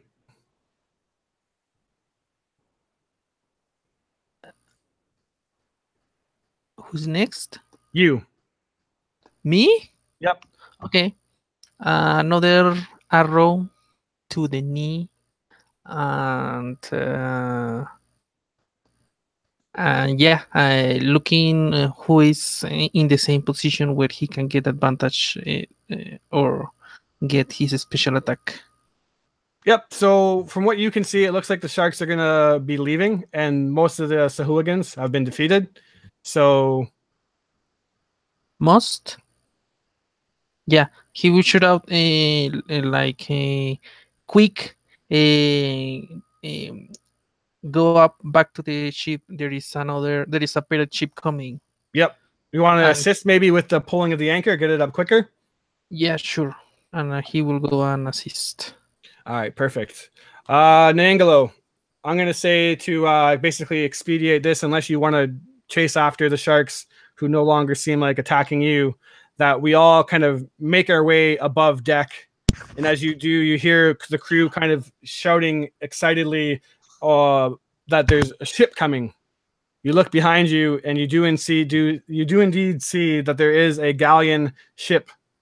Yeah, give me a yeah, I'll just say you grab it. You grab the trident. Actually, I lied. You don't grab the trident because it was actually her spiritual weapon. It fades away. Or it's a regular trident, sorry, if you want to grab a regular trident. Sure, I'll grab one. That's what I meant to say. All right.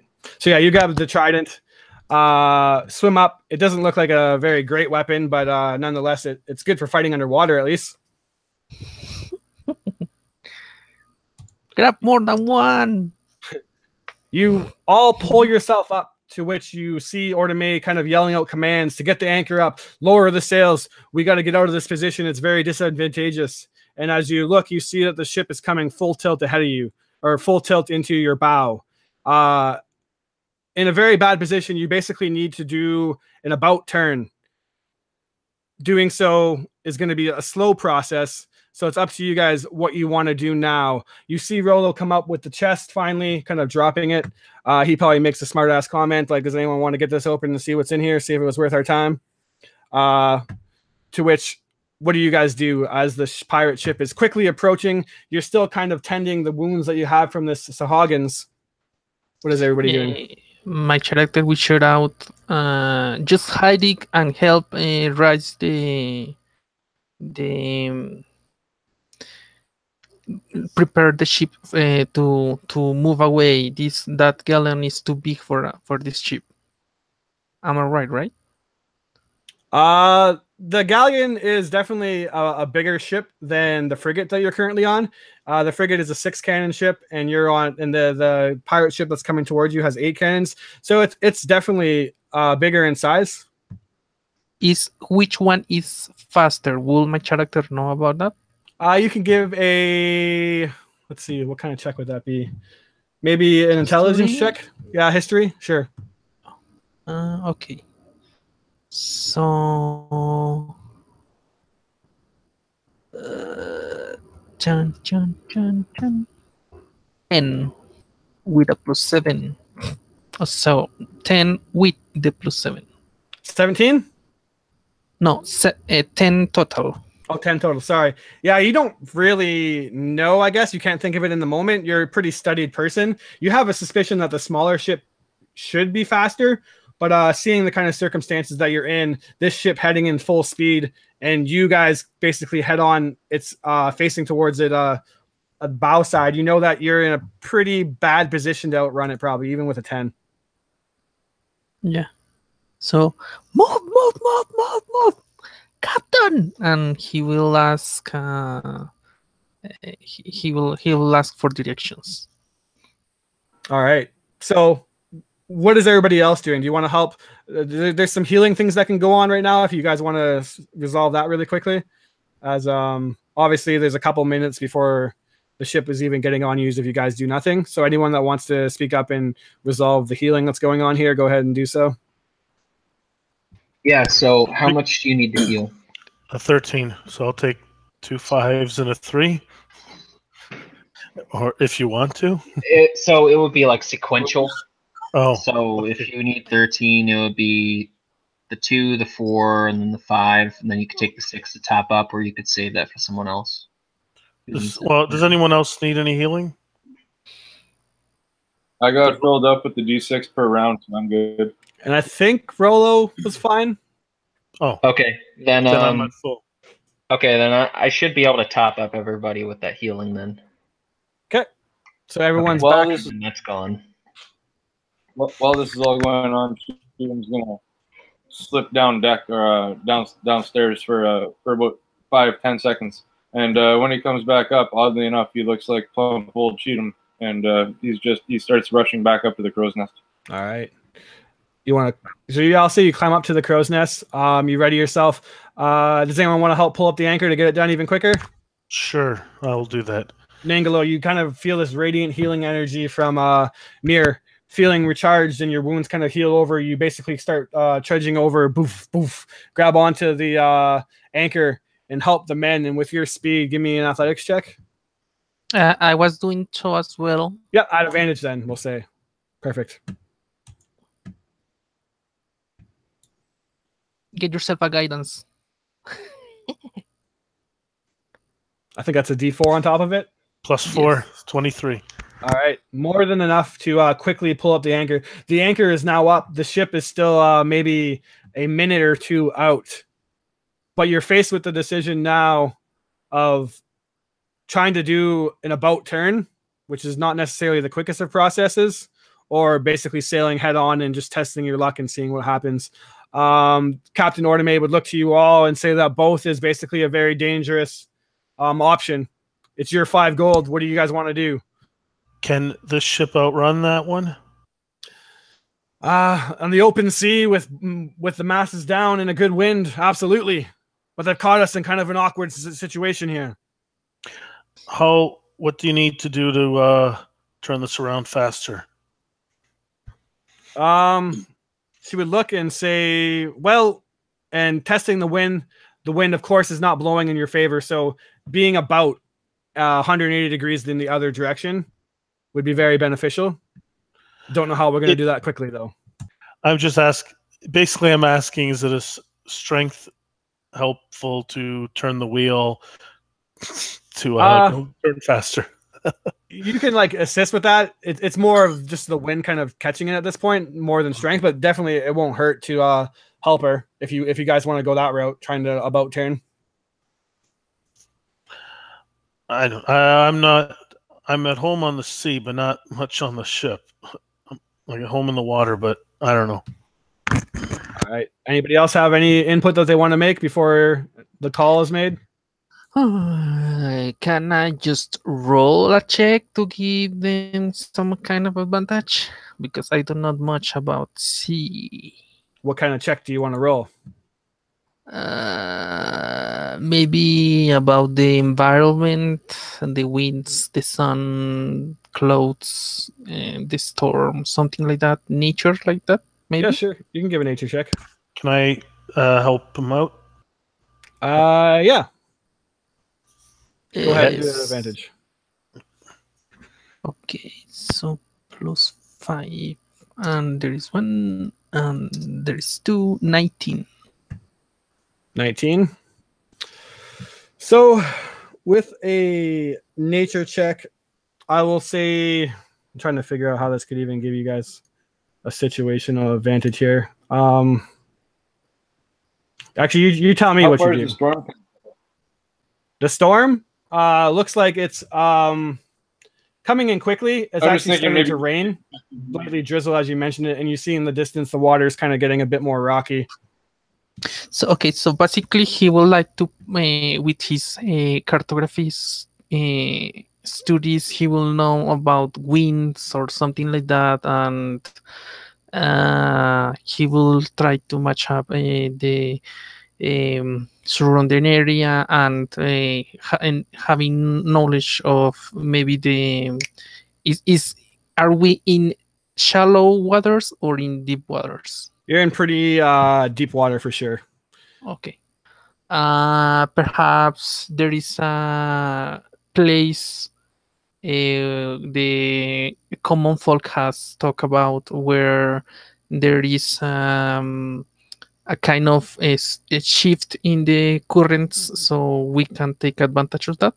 So here, let me tell you this actually. Since what you would basically know with your check is that with the current winds and weather patterns, if you were to do an about turn, the pirate ship would almost definitely catch you in a very suboptimal position. Looking at the storm though, and kind of gauging this ship and how agile and quickly it can move, you discern basically two other options. You can test your luck and head into the storm and basically hope that this smaller, faster ship can outsail this galleon in the storm, or you can turn port side into the Mistfall Cliffs and hope that the captain can basically outmaneuver the dangerous current. Or again, you can do the about turn and be caught suboptimally, or if you guys have any other ideas. What was the mission again? The mission is to hunt pirates, which there's a nice big pirate ship right in front of you. If there was ever a pirate ship to be hunted and captured, it's right in front of you. He will explain the situation to the others and say, "Well, we have to hunt something.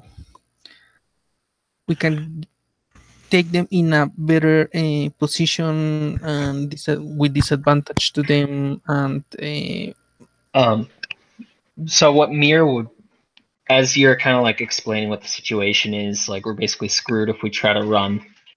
Mir would ask the captain if we could shift all the guns onto one side and broadside them as they're charging towards us in this wind.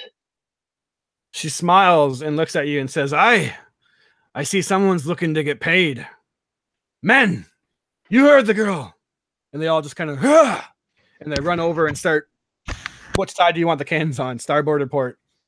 Whatever side would be easiest to position the ship. So I'm going to leave this to you guys, actually. Or I guess you can tell me that you want the captain to make the decision, but I like to give the players a choice, the agency, to either go port side into the cliffs or starboard into the storm, or which one was the that we position the ship so we can take the other one, and the other one having disadvantage? Yeah, we're fighting. Always the best way for us to go to fight them. Yeah, so I'll say that go ahead. I was saying maybe we can see if our oh so clever and ably skilled captain can maybe try to maneuver through the storm, get the pirates to follow after us, and if we play it right, use the storm to our advantage. Yeah, so that's what I was going to say, is that Ortome smiles and looks into the storm and says that she has sailed hundreds of worse storms than that. How about we test their captain and see if they can keep up? And then at that, she would command the men to pull the cannons to the port side. Everyone settle in. It's going to get bumpy. I'd tell you this, Gnome. If you actually prove those salty words of yours, you can have some of my medicine. And I put on my rapier. She smiles and says, not even the sea is saltier than me. Hold on tight. And with that, the men start pulling the cannons over to the port side. You see a couple more jump onto the ropes and start to pull down the mast. Full sails drop down and instantly pick up into the wind. You start heading forward, right into the path of the ship. And at a moment, it's like you're playing basically chicken with the ships, both kind of heading in at the exact same times. 300 feet pass, 200 feet pass, and you get a good look at this ship. Black wood in nature, about a whole 15 feet higher than your ship, and at the front of it you see the visage of a dragon with a toothy maw open and fire breathing out of its mouth, carved into the ship as kind of an ornamental design. You see the cannons gates kind of flip open as 4 cannons on one side get pulled out, 4 on the other side. You see men busily running over and loading up the cannons. You see about passively 15 men already, and that's without making a perception check. So you know that you're heavily outnumbered. You see that Ordame is behind the wheel now, smiling and counting, and she's getting someone in the crow's nest with Chatham up there to give a count. Chatham, go ahead and make a passive or a perception check. You can do so at advantage since you have a buddy up there with you. Awesome. Okay. Bam. Bam. I hope it's not the first one. 18. 18. 18 is more than enough. We're going to take a break in a moment here. Right before this. 18 is more than enough with you and the crewmen beside you to call out head of the ship, Captain Elok Yahawan. You see standing beside him, his first mate, Mad Kalita. And then off to the side, basically staring at the water, this witch-like entity with kelp hair and just seaweed hanging off of her. You see Eye of the Deep. One of the crewmen tell you the name of them. And then you also count. That's fantastic. You count 15 crewmen and 3 guards. Heavily not in your favor, as they basically 2-1, even 3-1 have you at odds right now. And as you call this out to Ordame, she smiles and says, "Let's hope that they suck at sailing in stormy waters, or this might get interesting." Just a quick thing before we go. Ninga is on the bow of the ship holding on to some of the rigging, and he is like screaming loudly, like he's happy. Yeah, the rain is starting to pour heavily now. And as the last moment, 100 feet between you and the other ship, both heading bow into bow at full speed, Ordame grabs onto the wheel and just yells out, "Everyone, hold on!" And then cranks the wheel to the starboard side. The ship jeers to the right, just very rapidly, jaggedly. Everyone kind of hangs on, and then quickly you catch the wind as the men kind of turn the sails and catch that wind in the perfect angle and start to steer it right inside the storm. That's where we're going to take a quick 5-minute break, and then we're going to pick this up and see where we get from there. All right, everyone take 5 minutes, go to the washroom, grab a drink, and we'll be right back.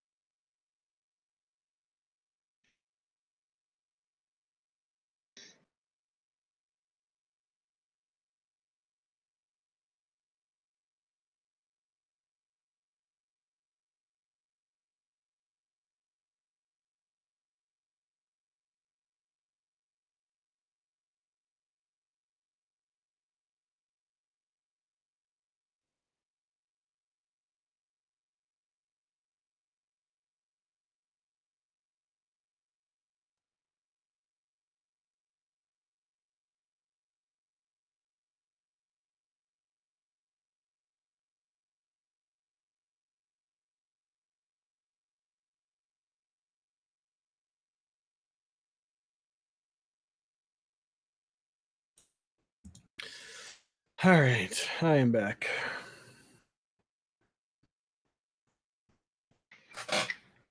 Chris, are we basically trying to turn the ship to get a shot off at him through the storm, or what are we doing here?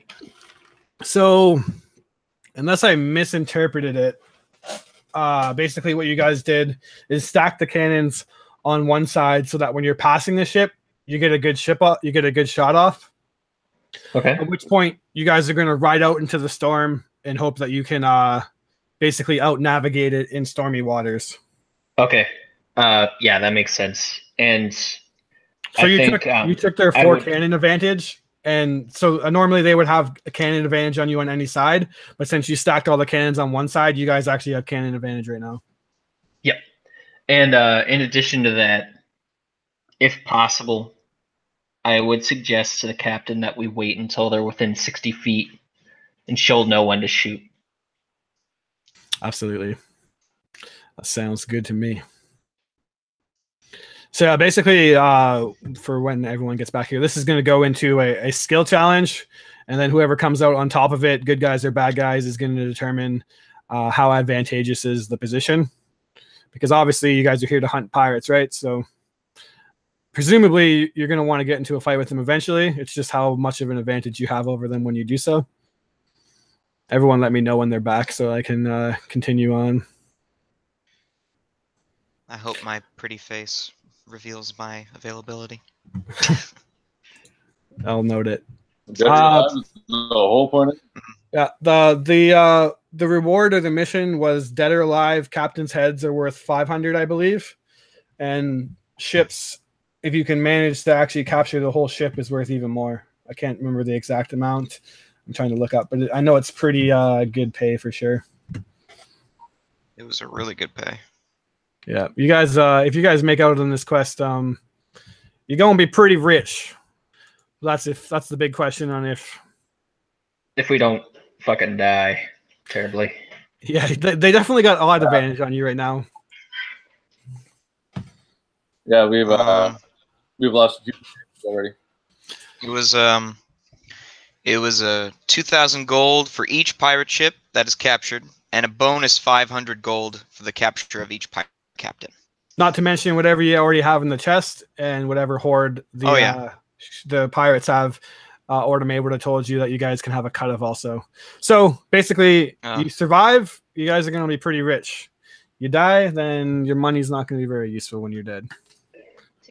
It would be just my luck if we somehow survived and we open up the chest and it's full of like soggy pantaloons. It was his underwear drawer. Then you start playing Then you start playing some Larry David. Give me a quick moment here as I adjust some of my prep notes. Oh, damn it. All right, is everyone back? Or are we still waiting? I think the only one I haven't seen check in yet is Lionel.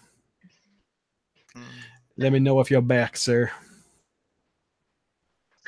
And then as we wait for him to come back, I will remind you guys again quickly of the kind of when we do get into the swashbuckling. Or I guess if we do. I guess technically you guys can run from the pirates if that's what you wish to do. But when and if we get to swashbuckling, it's going to be basically working at the top of the initiative.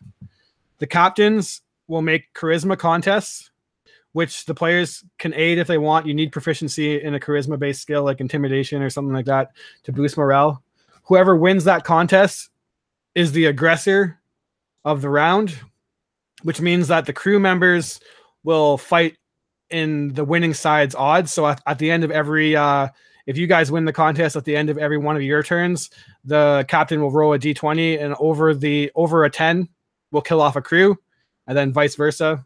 And then again, if you guys while in combat are able to kill or defeat the captain, kill or defeat half of the crew, injure the ship below half, or steal the Jolly Roger, you're going to start making morale checks on either side.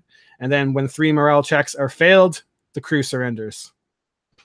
So I'll remind you guys when we actually get into it. So I think everybody is back.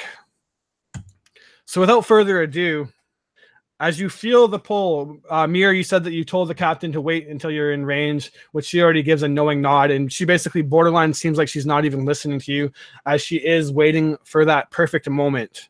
Now, normally, this galleon would have 4 cannons on your 3, but as you guys have pulled all 6 cannons to port side and now have steered the ship right, lining up all 6 cannons against their 4, you hear both sides of the ship yell out simultaneously, "Fire!" And then the loud boom after boom after boom of cannons begin to fire. Chris. Smoke. Go ahead. I was gonna say I cast Fairy Fire before the cannons shoot. Hey, what's the, so you did that for a reason. 60 feet is the range of fairy fire. Yep. Very nice. That's super smart. All right. Give me a dexterity saving throw, everybody. Okay. I got a 17. All right, 17. 24, 13. Total of 20. 23. 23. So everybody but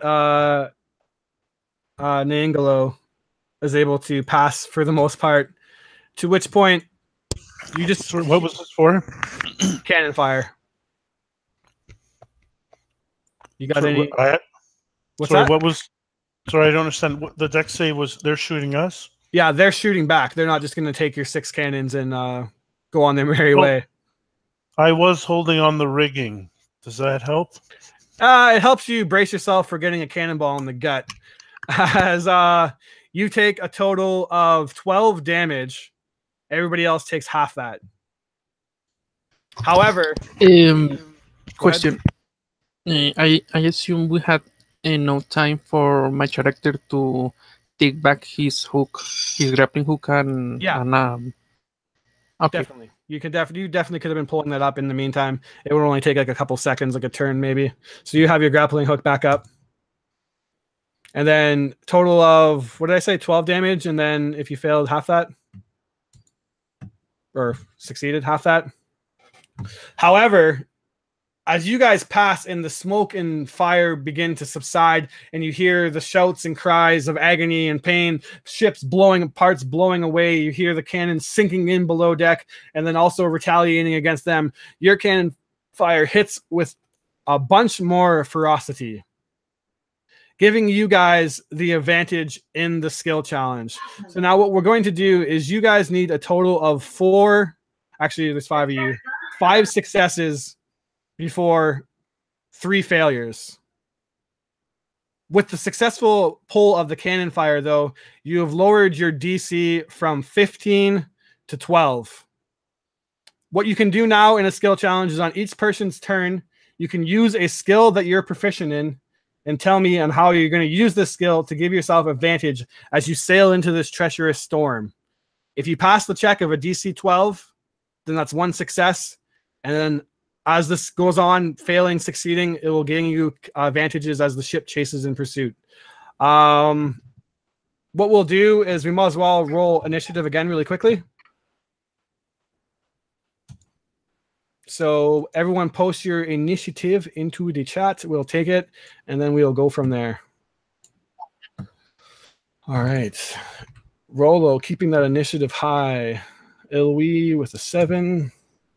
Tatum with a 16, keeping it the same, and waiting on Mir, and there's Mir, and Nangolo. Did I miss you, Nangolo? Oh, in 30, 13. Yeah, there it is.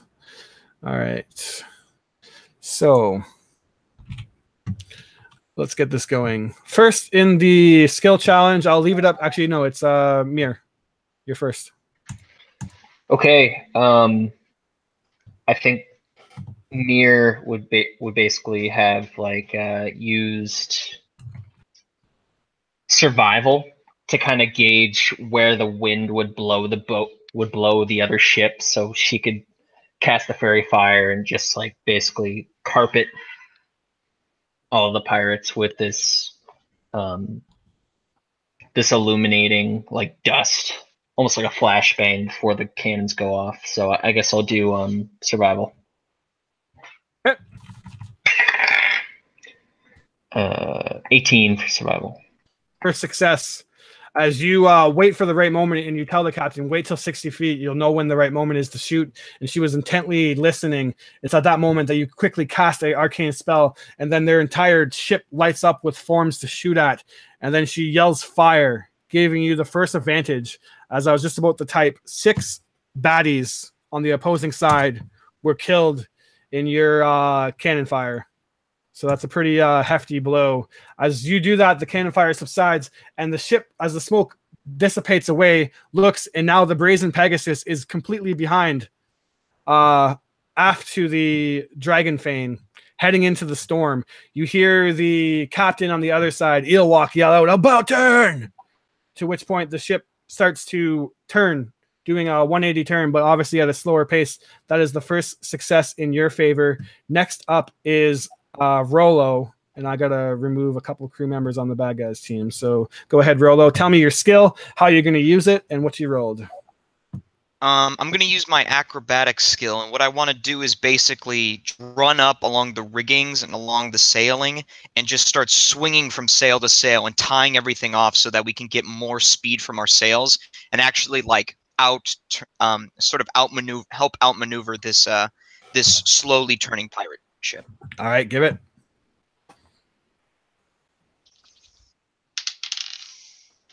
Ooh. That is going to be a 25.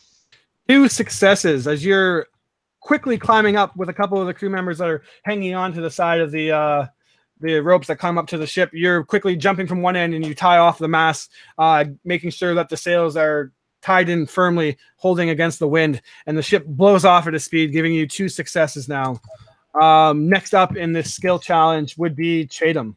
The ship is now catching the wind fully. It rips off into the dark storm ahead. As you do so, the rain begins to pour down. The waters begin to flow with more ferocity as the ship is now sinking down below in a wave 10 feet and then riding it up 20 feet high. The ship's kind of like weaving up and down in this ferocious water. The wind starts to torrent and become very hard to hear each other through this storm. What do you wish to do?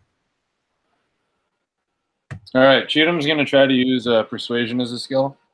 He's going to yell from the crow's nest to the captain, "Now that we've caught the wind, turn the wheel hard and drop the anchor. Get another shot off of them before they turn.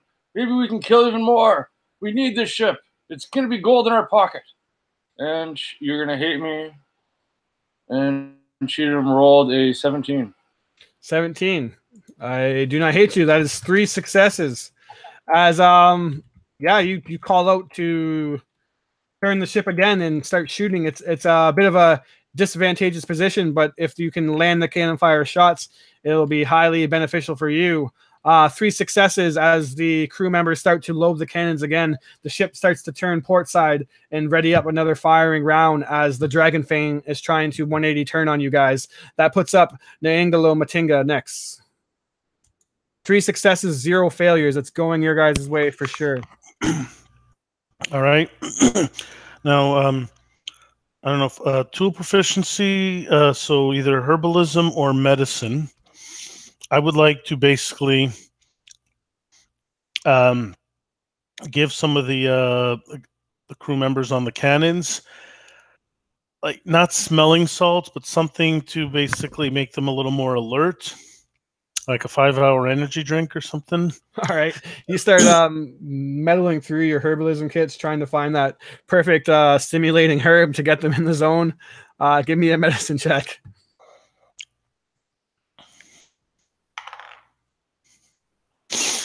7. 7. Yeah, you don't have anything like that in your pocket, so you're just kind of going along, and as you do so, you're more actually getting in the way and distracting the crew from loading, so the cannons don't get ready this turn. Next up, we have Ilwi. What kind of skill would you like to use to help the crew in this chase, as we're now at 3 successes and 1 fail?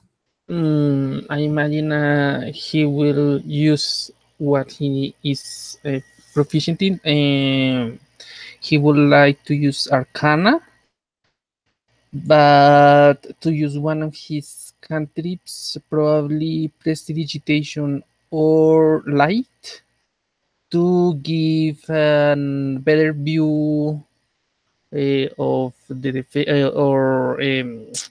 Yeah, so I'll of say the that you can field. use light. You can use light to kind of illuminate. As the storm is now swept in and is starting to just blow ferociously, it gets very dark very quickly, and the captain kind of loses focus on the other ship. You can illuminate the area with light. Give me an arcane check as you try to hold your concentration to make it as bright as possible. Okay, 26. 26. Beautiful. Roll. Yeah. That is more than enough. You concentrate with all your energy you have into this simple cantrip, and you illuminate the entire ship as rain is now pouring down. 4 successes in. You look behind you, though, and just see lightning and thunder booming down, striking the water and just blowing it up. The storm, maybe a little worse than the captain suspected. You guys now are in the heart of it. 4 successes and 1 failure, though. The ship is beginning to turn on you. The cannons aren't loaded as Angelo is basically trying to medicine herb all the crew. You guys are basically like almost kind of squared up with each other again. That brings us to the top of the initiative again. Mir, 1 more success, and you guys have gained an advantage. All right.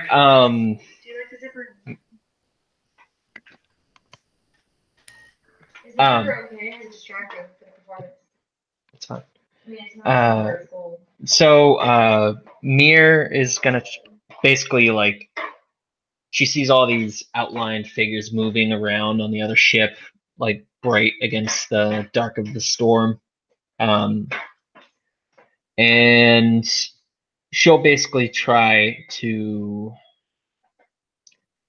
use her insight to figure out what their bearing is and try to counter their bearing, so we can delay just a little longer to get the cannons loaded. All right, go ahead. Insight. Okay. 15. 15 is a success.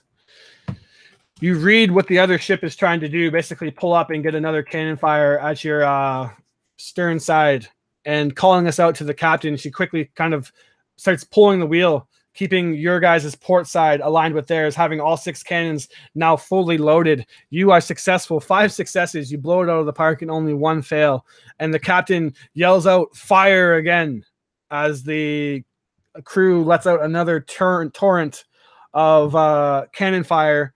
The Dragon Fang, with only 1 fail, is not even able to get a returning shot off, as you just keep completely outmaneuver them and ship at them. And let me just do a quick damage roll here as we see what happens to the crew. All right, perfect. So that is a total. Holy jeez. All right. That is pretty good for you guys, as you are able to cut down their sailors, their grunts, down to, where did it go? I lost it in my initiative tracker. Down to 6. So you're even in basically manpower, but they still have Mad Khalit, they still have their captain, they still have their Sea Witch, and a thug left, or 2 thugs, but one's badly injured. With that, Captain says, "I think we leveled the playing field. What say we hunt some pirates, men?" Hell yeah. To which they yell out and cheer as you guys turn the ship again and now head forward right into the Dragon Fang. We're still in initiative now, as by the end of this round, you guys are going to be in front of the ship and basically swashbuckling. So, Rolo, do you wish to do anything before we go into boarding? I want to tie a very long rope, long enough to swing across around my chest, and I want to get I want to spot where the captain is, exactly where he is on the ship. Okay, give me a perception check to see if you can spot him. That is going to be a non-natural 20. With Fairy Fire as well. Yeah, so yeah, you see him. He's obviously right at the wheel, yelling out at his men. He's as you now get a good look at him, he has this kind of like long dreadlocked hair.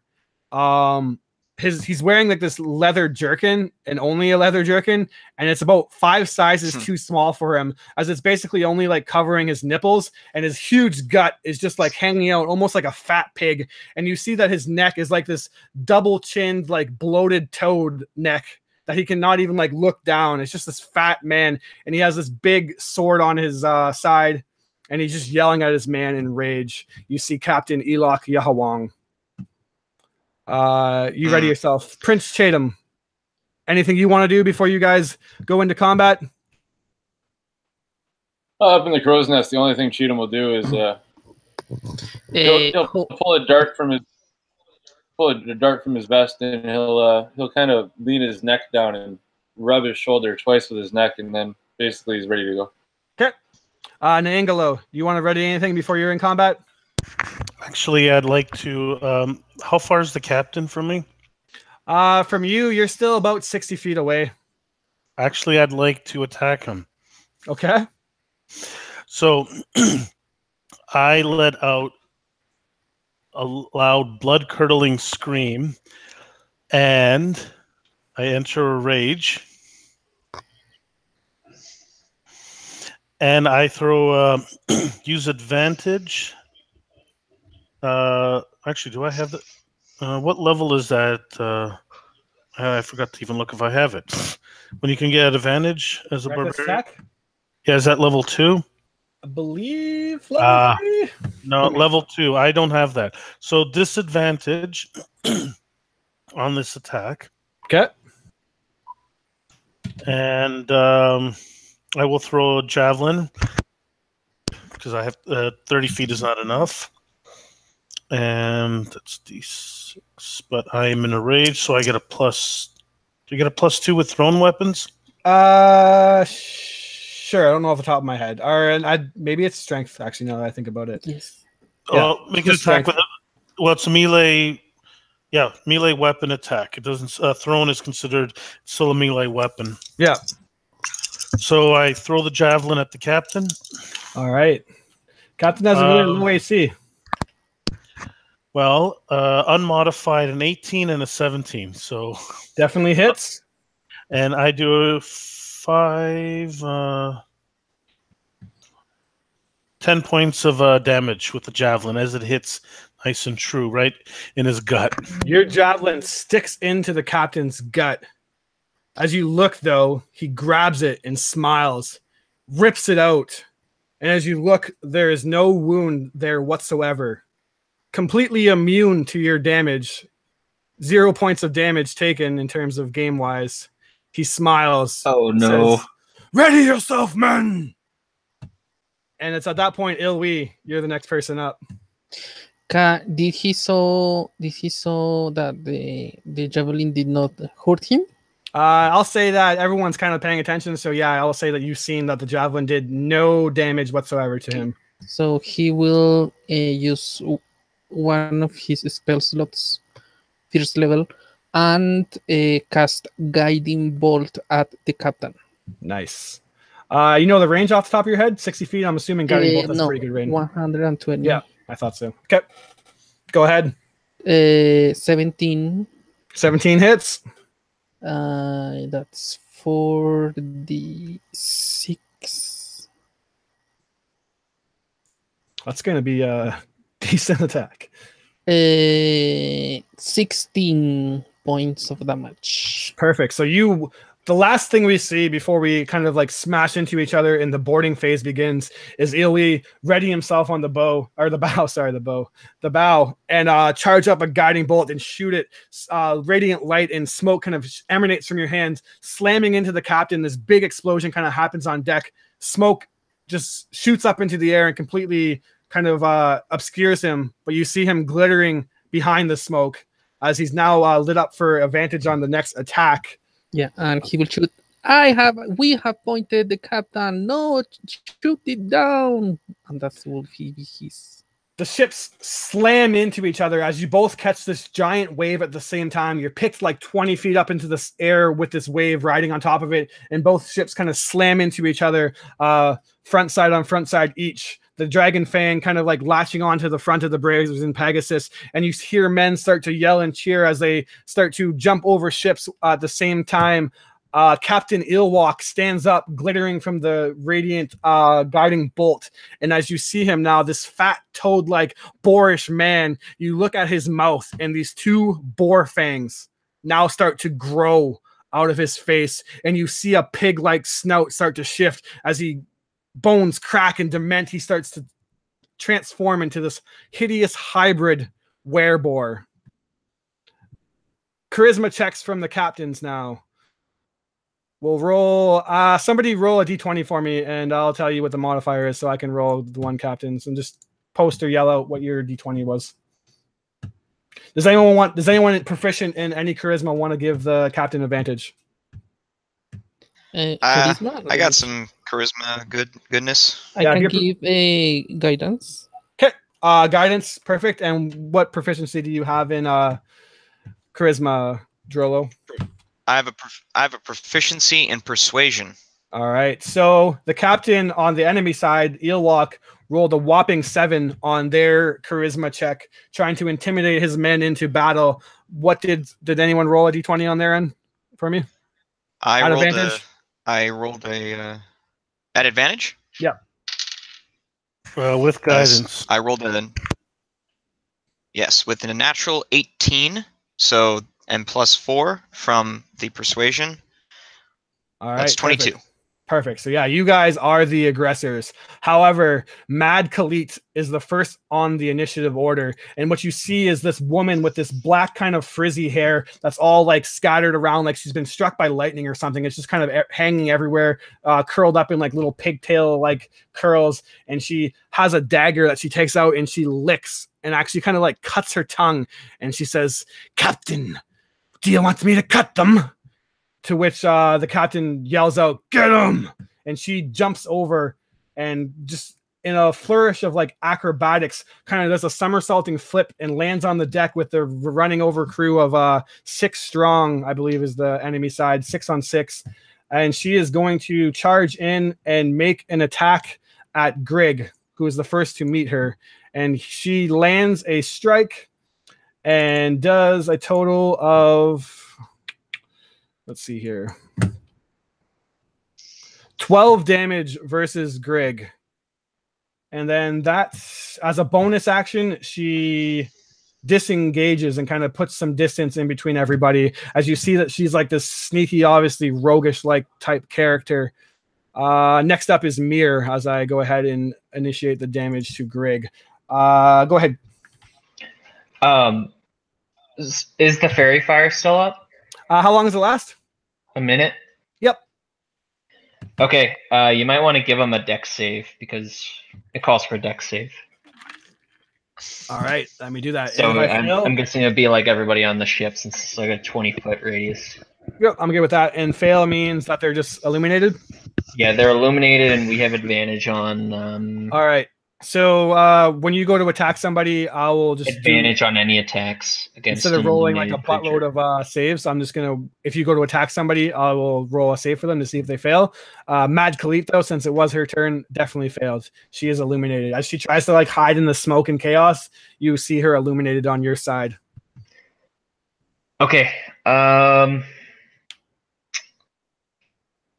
right. Mir is going to use a bonus action to turn into a Deinonychus. Nice. Stat block for it. And she's going to just like charge over from the other side of the boat and try to pounce on this this rogue who hopped on arrogant onto her ship. And it needs to make a strength save. All right, Mad Khalit makes a natural 1 for her strength save. Fuck. So she is knocked prone, and I get a bite attack as a bonus action in addition to my 3 attacks. There'll be 2 bites and 2 claws. All right, go for it. Okay. And she has advantage, so missed in that one. All right. First one is 21. Second one. 12 is your mark. Okay, so 2 hits. 3 hits. Jesus. And a crit. I don't think Mad Khalid's cutting anybody. Okay. Okay, first one does 4 damage. Second one does 9 damage. Okay. Third one does 7 damage. And the crit does 12. All right. Holy shit. Describe what it looks like as you take her out in one go. So she like hops over and does like a flip and stabs one of Mir's crew members. And you just see her like elongate and like her snout grows out into this raptor feathers, just like a bright yellow and green. And it just skulks over and bowls this rogue over with her talons out first and just tears her apart. You just like see her pop back up, like her head almost like the raptor from Jurassic Park, with like an arm in her maw. Nice. You still see her arm like carrying that one dagger that she said she was going to cut everybody with. Not really cutting anyone ever again. Mir has easily made short work of her. Roll me a d20 plus 2 really quickly and tell me what you roll. Okay. 17. 17. As you look, you see that your crewmen and the enemy Dragonfang's crewmen are now fully engaged. Scimitars flying as smoke and debris is kind of falling away from the cannon fire. And you see that your men, although they were much smaller at the beginning, have basically cut the other bandit side down towards the same numbers. And you see another bandit take down another one, putting their total crew of basically sailors down to 5 versus your 6. No one has been injured on your side badly yet. Rolo, you're now up. All right. With the rope attached, I'm gonna leap off of the mast and swing over to meet the captain. All right, you do so. Give me an acrobatics check to see if you land in the great flourish here, as it's a pretty far swing.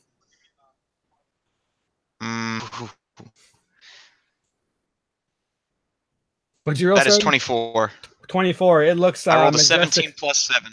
It looks majestic and beautiful as you land in a flourish that even rivals the now dead rogue on the enemy side's team. You land just in front of Eelwalk, and you see this horrible abomination, this hybrid-like creature, half were, half human, or half boar, half human. And he just looks at you and he pulls out this weapon, this scimitar, curved blade that looks like it's designed or cut from bronze. There's algae growing on it, and the front end of it is serrated like a shark's tooth or toothy maw. The handle itself is made of bamboo, and in the hilt of this sword is a pearl that glows with this blue energy. And he says, "You think you can take me?" I take him. And I say, Captain Illuwak, your reputation precedes you, as does your gut. And I stab it. Perfect. Go ahead. And since I am using my Rakish Audacity, this will count as a sneak attack. Sounds raucous. Oh, with advantage. Oh, With advantage. Yep. Natural 20. Natural 20.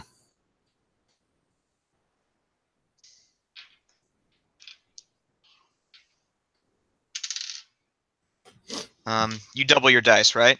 Yes, sir. What are you swinging with? I'm swinging with my rapier. All right. As you stab into his gut, what is the damage that you would have done? As I grin evilly. Your kid. You son of a bitch. All right. Give me a second here.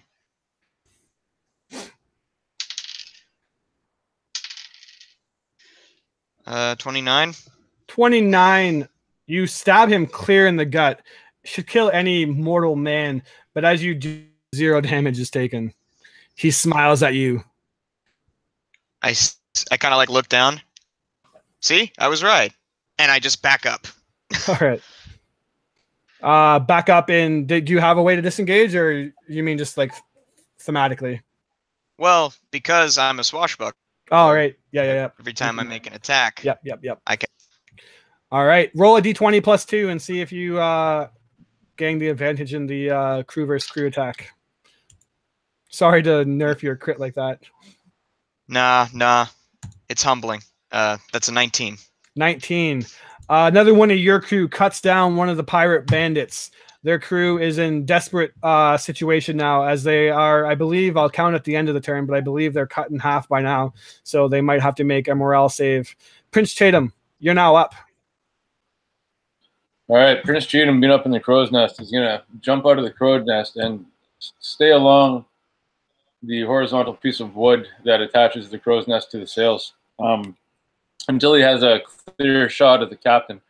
Now that seems to have backed off a few feet, he's gonna use the bonus his bonus action to cast Hail of Thorns, and then he's gonna whip a dart.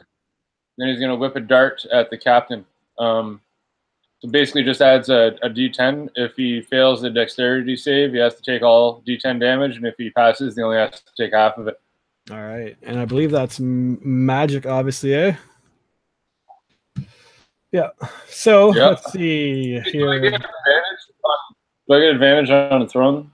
I believe the guiding bolt advantage only lasts. Hold on. I'll make the save for the. Oh, he has to make a dex save. Yeah. Going for it right now. See if he gets he fails, so yeah, it is an advantage. Go ahead and oh wait, no, this is a save for him. Thank God. Yeah, so it'd be DC 13 dex. And what did you say, Dan? Other or attack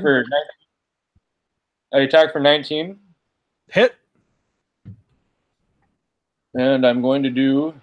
Did he pass or fail his DC save? Dex save. Let's see. 14. Yeah, that's a pass. Yeah, he passed. Okay, so he takes 8 damage all day. 8 damage all day, and since it's magical, this damage actually strikes true on him, as his. Actually, the dart damage was 6, and the magical damage was only 2. Interesting. Okay, then obviously only 2 of it would get through. Sorry. Yeah, I don't believe Hail of Storms creates the original ammunition to be magical. So. All right, let me just double check really quickly. I have the spell in front of me. Next time you attack, blah, blah, blah. Yeah, okay. No, you're right. All right. After Prince Chatham goes, Captain Eelwalk is up next. And seeing you in front of him, Rolo, you back away, but he's quicker. And you actually back away in a way that he uses his charge attack at you, kind of kicking his feet like a boar. He starts to kick up the dirt and then charges forth at you with more speed than you would expect this fat, hot wereboar man to have. Let me see here. Give me a strength save. I gotta hit you first, actually. Sorry. I'm trying to cheese you here. He pulls out his sword and swings at you, missing, but then with the charge, he rolls a 16 to hit. Does a 16 get through on you? Strength save? Does a 16 hit you? 15. A 16 will hit, yes. Okay, yeah. So then you are hit. Oh shit! This is 15 on that strength save. And what was the strength save again? Sorry. 15. 15. You save on the strength save, so you're not knocked prone. Let me just make sure I'm not messing this up. It's a bit of text here when target hits on the same turn. Okay. So you are going to take a total of. Oof, that's gonna hurt. 20 damage. And give me a Constitution saving throw now. Okay. 17. 17 is good. He charges into you and just gores you with his horns, his tusks that are in his mouth. That ends his turn. Naangalo. Rolo has charged forth up forward in battle, swashbuckling with Captain Eelwalk, and you see that he's gotten himself quite deep into trouble. As you look, you see absolute chaos as your men and theirs are engaged in combat a good distance away from you. So there's the captain, the the crew, and is there another officer like or guard? Yeah, or there's Sea Witch by the name of Eye of the Deep, and she looks like she is getting ready to cast a spell after you. I thought she died. I guess. No, Mad Khalida, the rogue, died. And how far is she from you? From me? She's within 30 feet, actually. The captain and Rollo are a bit farther away. How much further? The Rollo and the captain are about 50, or maybe like 45 feet, 50 feet. Because the two fronts of the ships kind of collided, so he like swung over to the backside of the ship. Yeah, that's a little too far. All right, I'll go after the Sea Witch. Okay. And let's see. I will use, I guess, the spear. And is there advantage still, or? Sea Witch, let me make a save for her. There probably will be. She rolled a natural 2, so yeah, advantage. All right, and I'm still raging. 21. Definitely gonna do so. 6, 7, 8, 9, 11 points of damage. Damn. And I will. Shoot, I gotta save that. Okay, unarmed attack.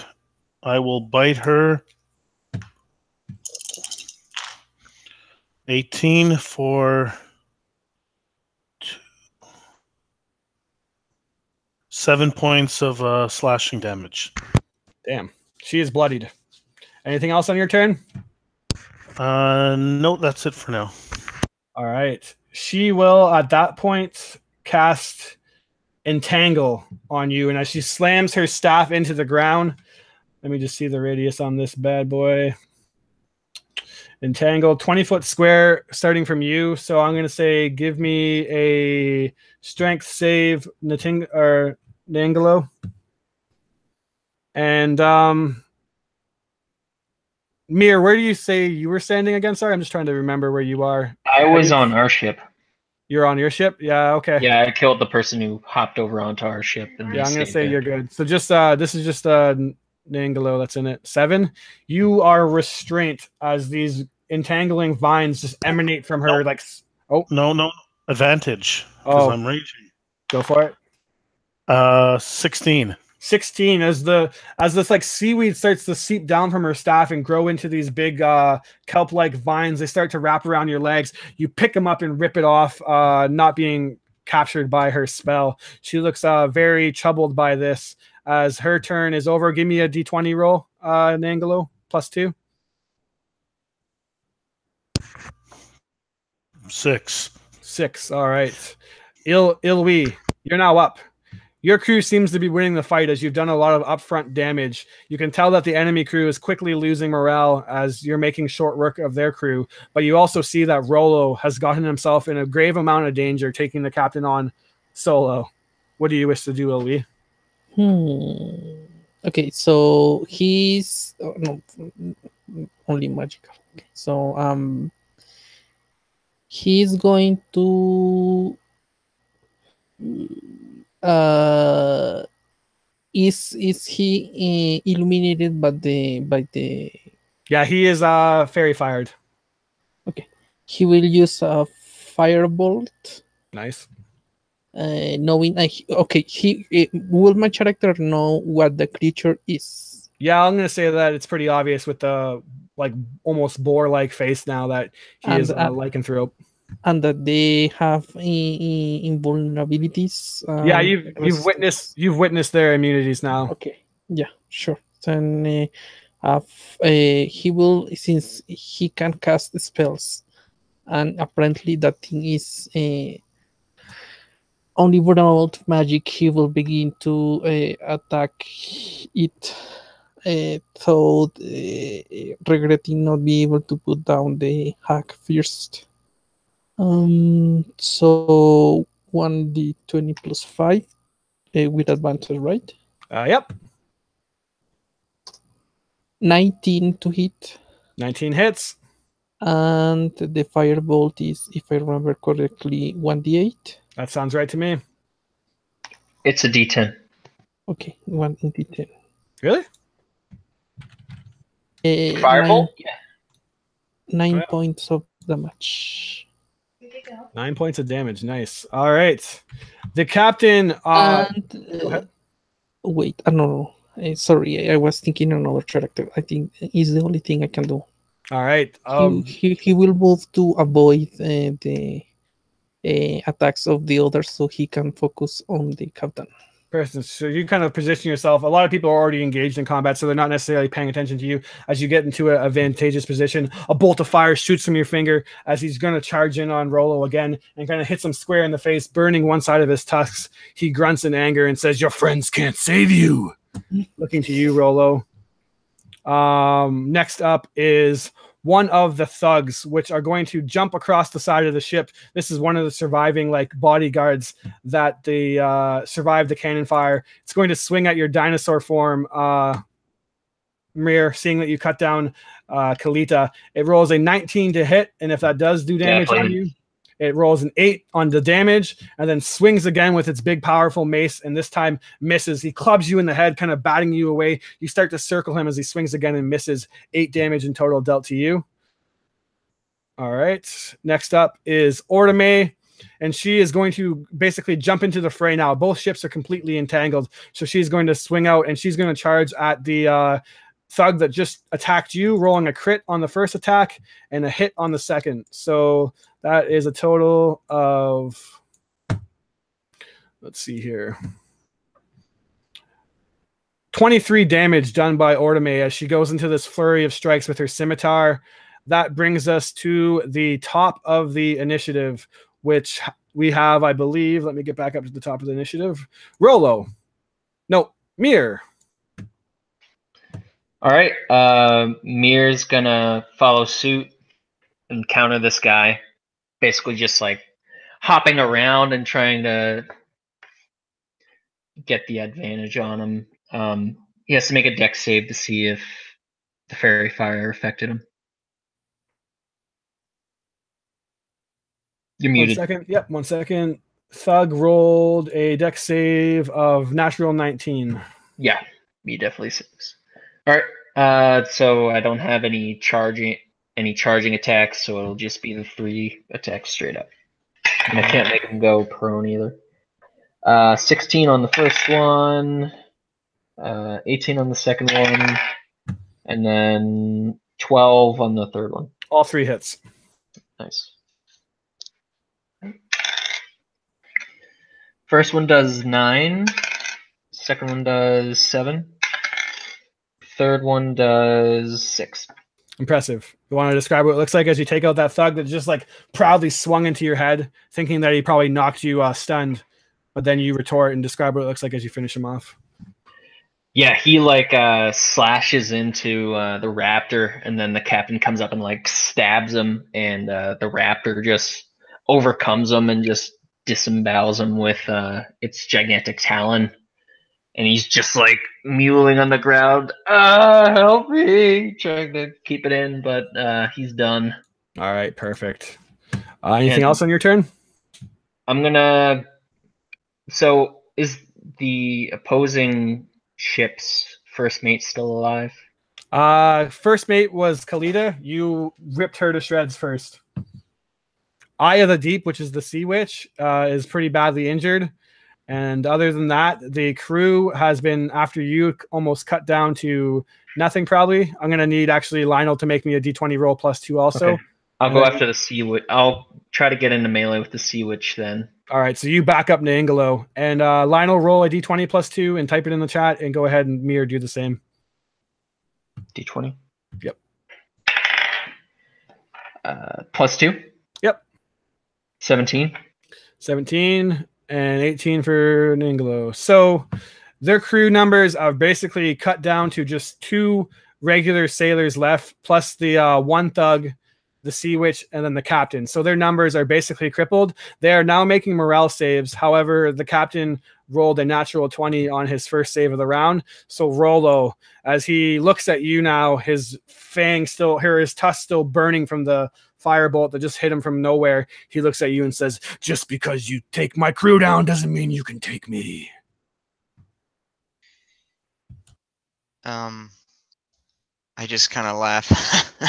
You know, it's kind of funny. It's no matter what you can turn into, it won't be a form that'll get you laid, pal. And I back up against the very edge of the boat, and I just want to hold my action until he comes charging at me to attack me.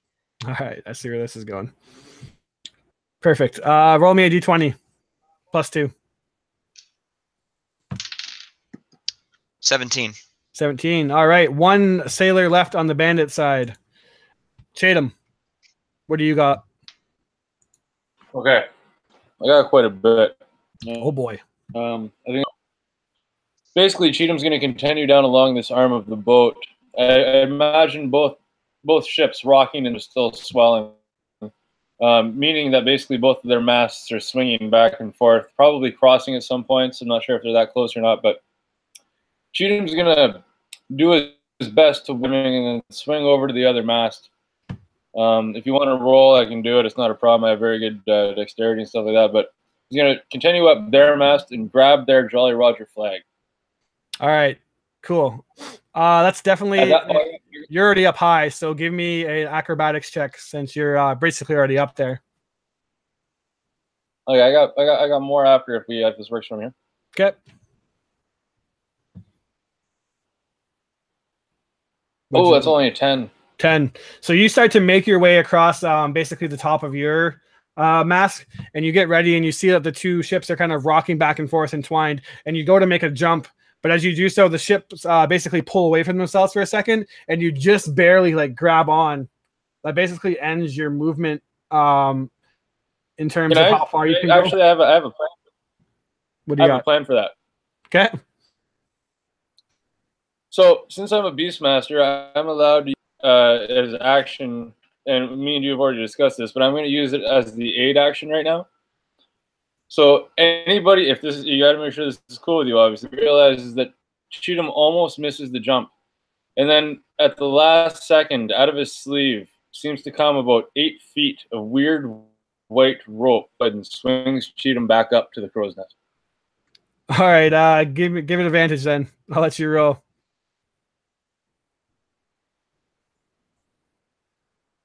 Fuck. That was only 11. So yeah, you begin to slip and fall, and you're actually about to fall, but then climbing out of your sleeve is this white like rope that tightens around your wrist and then starts to tighten around the ship. So you're now like literally hanging on by this seemingly from where you are below this animated white string or rope that you now have. You're now hanging, and I can understand why that. All right, I believe that's it for you. Yeah, I'm gonna have to cut it short there. All right, so Captain Iwak is left, and he sees you ready yourself against basically backing up, and he smiles and says, "Nice try, boy," and then goes over to one of the cannons, literally grabs it with his arms and chucks it up on his shoulders. This super strong man. I'm gonna make sure that he can do it. He's pretty dang strong. Rolled a 26 on the athletics. So puts this cannon on his shoulders and then says, "See you later," and then lights it. I'm gonna roll luck actually to see if he fails that check. Roll luck. All right. Oh yeah, you can impose luck on somebody else. Yeah. Cool. He rolled a 6. Oh. 6 plus I see. 6 plus what's his strength? 5. So 8. Cool. Yeah. He has it up on his shoulders, but then his back kind of gives out and shoots it. As his back is giving out, could I try to use that swaying momentum to just run up and try to hit him off the side? He has distance from you right now, so you can't ready a move action, but definitely you survive not getting cannon fired, so that's beneficial for you. And he's not going to get to attack again, so there's that. you get to act before him too. So he's at an advantage. You might be able to do it on your turn. That's what I'm basically saying. Okay. Okay. All right, Angelo, the Sea Witch tried to entangle you with its entangling spell. You're able to dodge it now. She sits in front of you, badly injured. What do you do? How far is the captain? You said he's about 15, 20 feet. The captain from you now is, I'm trying to remember what I said. Yeah, he's about 20 feet. Or no, he's closer now because he moved up and tried to attack Rolo, who backed off. So yeah, he's like only about 10, 15 feet away from you. How far from the edge of the ship is he? He went over and grabbed a cannon on the opposite side of Rolo, so he's like right on the edge right now. Charge and shove. All right. Now that's is that a contest? I can't remember. Or is it just yes. Yeah, it's a contest. I guess it's athletics. Yep. Athletics or dex for him, and then it has to be athletics for you. Oh my god. These rolls tonight. And I believe I have advantage on that because I am still raging. Yep. Yeah, strength checks and saving throws. Okay. It's a +5.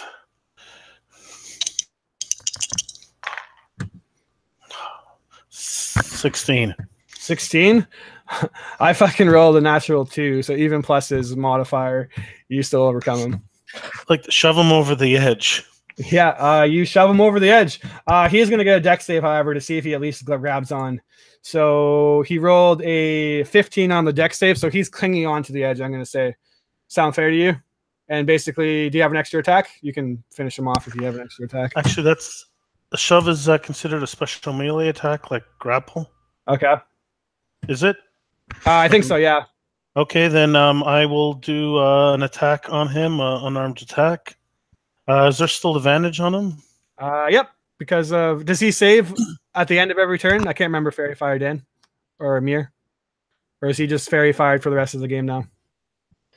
Let me double check. Any creature in the area when the spell is cast is outlined. If it fails a dex save for the duration, affected objects and creatures are illuminated. Yep, and so any attack rolls are advantage. Advantage then for you as he hangs on by his fingers. 17 hits. I make concentration checks. All right, 17 definitely hits him. Yep, definitely. All right, max damage 4, 5, 6, 7, 8, 9 with a bite. All right, 0 damage, but I will, however, make him make a save again because that's not magical, right? No, not yet. All right. Oh my god, he rolled a natural 19, so I apologize. With no damage, I'm going to say he's hanging on for dear life. Anything else? No, that's it. All right, the Eye of the Deep, the Sea Witch, is up now, and you kind of turned your gaze from her, focusing on the captain. So let's see what she can do. She probably would have gotten an attack of opportunity on me, I guess. Thank you. Yeah, thank you. That's honest. Good job. Let me see what she has for a weapon. Quarterstaff. She swings, bats into you for a 10 to hit, just ricochets off your shell. At which point she is going to yell out, "Get away from the captain!" She jumps on your back and casts Thunderwave. Give me a con save. Can you get an attack of opportunity when she walks away from him to jump on my back? Who's on her? Yeah, all right, that's right. Yeah, go ahead, Dan. And what was that? What kind of saving throw? Oh, yeah. Yep. Constitution saving throw, and it might not even happen if is she fairy fired? She is fairy fired, I believe. Okay. Just the one attack. I got 9. 9? You miss her, unfortunately, so con save. Unmodified 19, and so over 20, 22. You save and take half damage on 6. Now, in the heat of the moment, I'm going to say that the captain obviously is in the 15-foot cube too, because I didn't think of that until just now. So save for him, and fuck sakes. These rolls tonight. And it's magical. Hold on. Just it's 6 after halving it, or yep. It was 12 in full. I halved it for you. And does that push people back like the captain who's hanging on the edge? It does the captain because he failed. It doesn't for you. Captain Eloch is in the drink as a thunder wave just poof explodes out and sends him into the water. You hear a splash as I turn back to her. You're right. Thank you. I didn't have to touch the captain. You did. I appreciate that. She hisses at you. Ilwa, you're up. Iwi, you're up now. As the captain sent in the drink, the crew has been basically cut down now. There is, let me see what's left here. There is just the Sea Witch, apparently, and that is basically it. The crew has been almost defeated. So if you kill the Sea Witch, there's not a whole lot to do. What do you do, Ilwi? Okay, so the Sea Witch is alive? Yeah, the Sea Witch is clinging on to life. It doesn't look like it's going to take much to finish her off. If she realizes, she like thunder waves the captain off the deck and then kind of looks around and then realizes that it's everyone versus her, and she looks at you and just wait, I surrender. Do I believe her? Insight check. I don't speak common. You can insight her if you want. No speak common, only Elvish. It's I believe her. No habla common. 8. 8? Yeah, she seems to be pretty honest. Do you care? Okay. Yeah, drop your whatever you're used to cast. She drops her kelp staff. She drops it on the ground. Please, I can tell you things. I can tell you where the pirate's hideout is. You just hear in your head, give in to your fear and your hatred. Kill her. Really? Does Yeah. he hear that? Yeah, the Velociraptor's just locking eyes with you. Yeah, Like, he will. she can't be trusted. He will lower his aim and look around. What? And say, realizing that his teammate says, "First the information, then we can decide." And grab that focus. I want to inspect it. You back off. All right.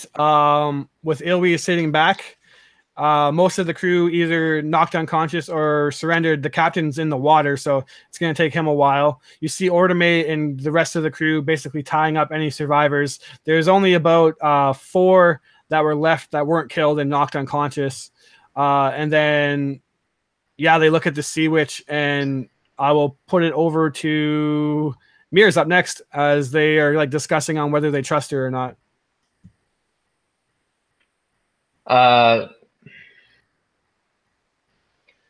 She'll hold her action if she takes any hostile attacks.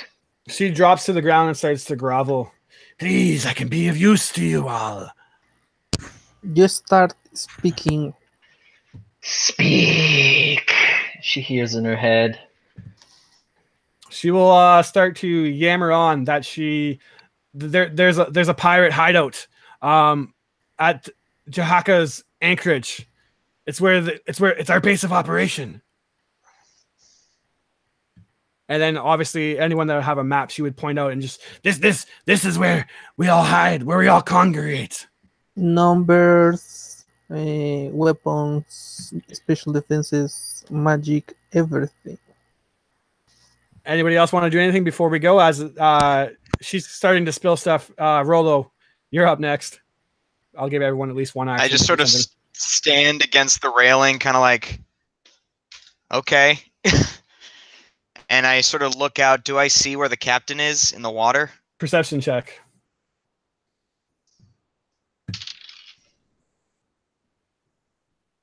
Um, 14. 14. Nope. The storm is pretty damn bad. And you guys actually kind of like snap out of it and realize now that you're literally in the middle of a storm and both ships are like basically connected to each other. And the storm is only seemingly getting worse. And as you look into the darkness of these raging waters, no Captain Eloch to be found. I just realized we may not be able to take their ship because we have a smaller crew than what they had, and 2 ships in a storm.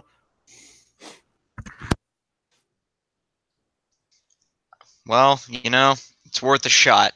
Prince Chatham, what do you do on your turn before we jump out of initiative? Go ahead. Go ahead, Rillo. Fuck. I yell out to everyone saying, "Hey, we need to get out of this storm. I'll try to steer this boat. I could use some help, just in general." And I just sort of like start directing where I could use help to get this ship away. I'm like, remember, this is 2,000 gold, people. All right. Prince Chatham, before we jump out of initiative, you see Rollo starting to bark out commands as you realize that the storm is only getting worse. What do you wish to do? All right. At this point, Cheatham will concentrate for a second, and as his white rope basically lets go of, and retracts back into his sleeve, the plumpness of Cheatham's physique seems to come back. And as he's falling, he ends up pulling his whip from his side, doing a little Indiana Jones and whipping one of the other boughs that are below him. And then hopefully noticing that his friend Niegalamom is there and is higher than the actual deck, I'm going to try to land on him. Okay. And if I can, I'm going to cure wounds as I land on him. All right. Go ahead and do an acrobatics check. I can't fail because I'm actually supposed to be good at this. Okay. I got a nat 1, Chris. Did you? Technically, you can't crit on skill throws by raw. That's all I'm saying. Yeah. So what's your modifier on the? Yeah, I don't play critical fails anyways. What's your modifier? Okay, it's 3 all day. So I got modifiers 2, so I got 3 all day. 3. So you drop down and you try to position yourself agilely on Niangalo's back, but instead just completely fall and land face first into his shell, taking 10 falling damage. Actually, can I do a dex check of some kind or strength check to try to grab him before he falls? Yeah, you can maybe if you succeed on a strength check, you can cut the damage in half. Am I still raging technically? Technically. Or no, you wouldn't be because you did you held your attack? Or wait, yeah, no, it hasn't been your turn yet. Yeah, this a 6 or a 7. So 7 plus strength check, so plus 5. 12. Half damage to you as you get caught by him, luckily.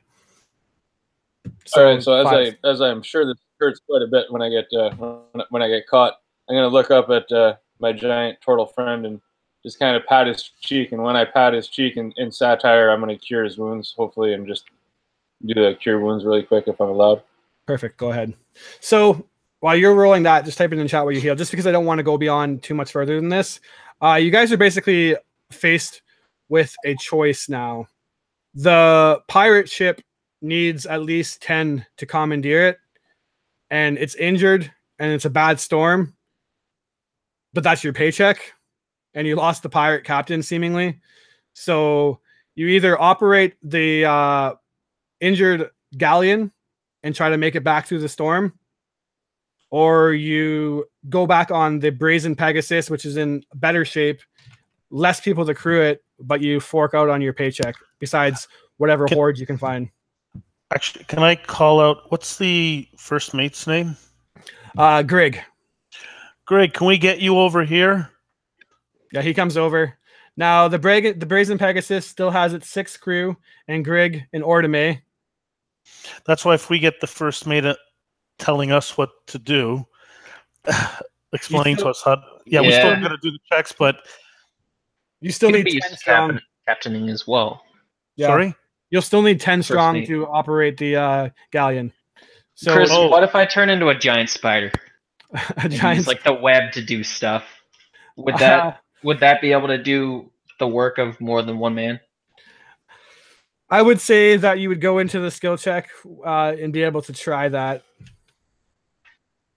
Basically, depending on what way you go, we're going to do a quick skill challenge, and it's going to be dependingly hard, and then depending on how it goes, is whether you have any ship or not. Yeah. It's definitely not an optimal situation here as you're caught in the storm. And I think we should try it. Rolo Drask never opts out of his paycheck. We're doing this. So if you want to commandeer the Dragon Fang, the pirate ship, you're probably gonna have to probably abandon the Pegasus, because I don't think I'm counting right now. There's 6, 7, 8 left on the Pegasus crew plus you 5. Actually, I have a question. Actually, yeah, technically you could commandeer both. Now that I think about it. Yeah, we take some of their crew. That's what I meant. If we have Greg and whoever else we need, so they're on a skeleton crew. Technically, you can skeleton crew both of them. Is that what you guys wish to do? Yeah, and I figure the spider would be able to kind of even it out a little bit, because it'll be able to patch up the sails when they inevitably tear and like grab stuff that might be difficult for people to grab, and it has spider climb, so it won't be sliding around either. All right, then that's the choice that we're going with. We're trying to get both ships back. You go into a skeleton crew and try to navigate through the storm. You're caught in the worst of it now, as it's just pure black and the rain is pouring down, completely obscuring any vision that you have. You try to yell out to each other, but your voice is just carried away by the howling winds. We're going to go, since you're doing both, that you need to make 5 successful checks here at a DC 15. Before failing twice. Failing twice will lose the pirate ship. Mir, you're up first. As the howling wind just tears into you, you're in spider form. What exactly are you doing? As you just look back and you can't even see, like just 10 feet behind you, the rain is completely obscured out and there's just water pounding on the deck, basically threatening to wash anyone away. Okay.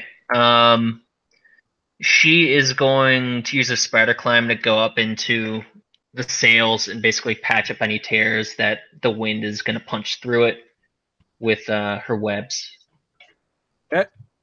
So I guess that would just be like the web attack plus 5. Sounds good. Everyone can have 1 point of advantage tonight too for role playing and handling the session well. 24. 24. 1 success out of the 5 needed. As you climb up and you basically start to cast out webs, you hold the sails in place, the mast in place, as the wind is threatening to just pull the sails off themselves. You reinforce the ropes. Next up is Rolo. You look and you can no longer even see Mir, but you know she's somewhere up in that mast holding the sails intact as they threaten to rip. What do? I'm at the wheel. I'm trying to navigate through this storm, looking through the blackness and the rain, and I'm just thinking, come on. And I go, oh, wait, shit.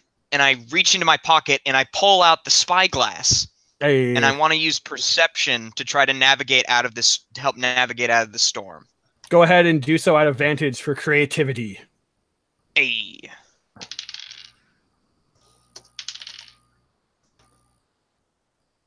There we go. That is going to be...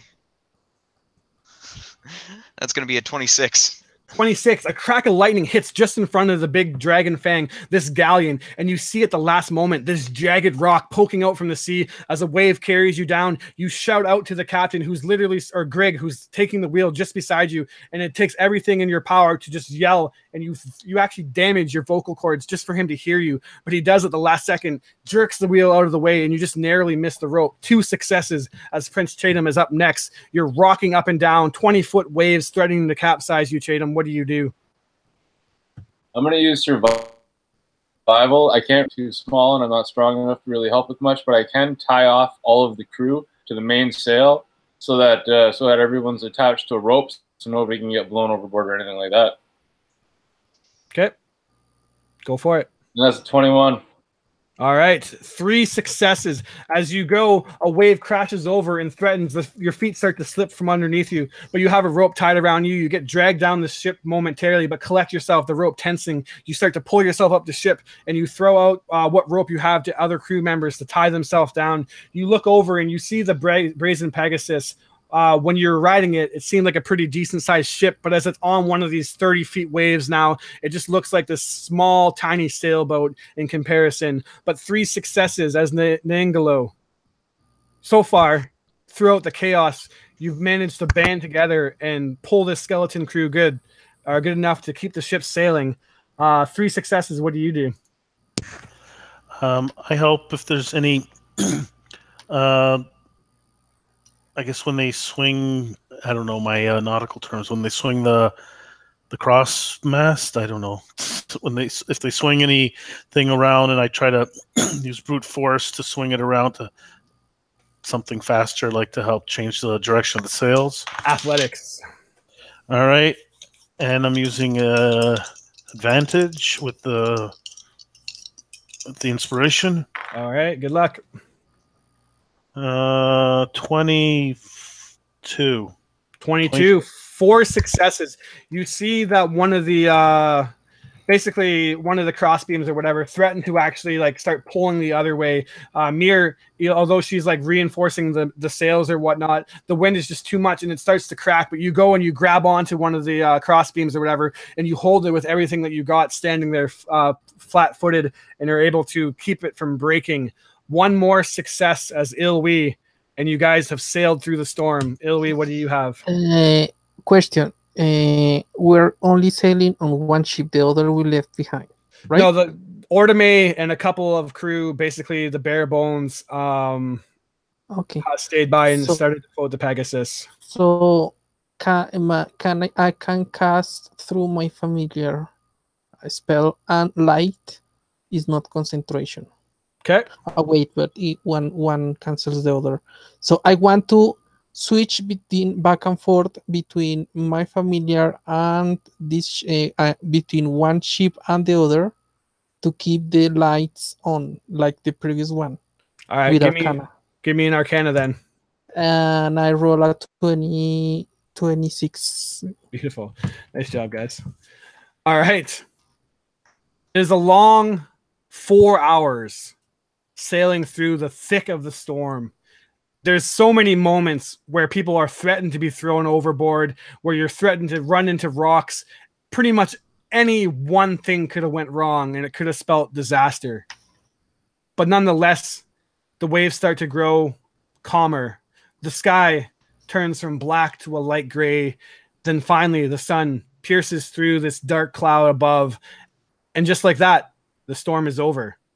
Both crews still, for the most part, intact. The ship's badly injured, but throughout the rest of the time, you're able to take about a 10-day to sail back to Port Nyanzaru.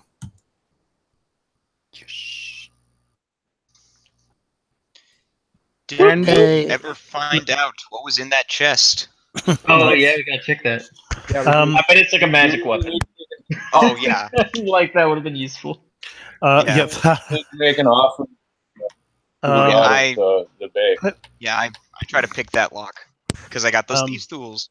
And I open up the lock. I break the lock. Yeah, my character has also. Now, did the captain have a hat, and did it fall off that I could have picked it up? I don't remember a hat, Chris. Yeah, no, he didn't have a hat. I said that he just had like long, dreadlocked, greasy hair. Did anyone else have a piratey looking hat?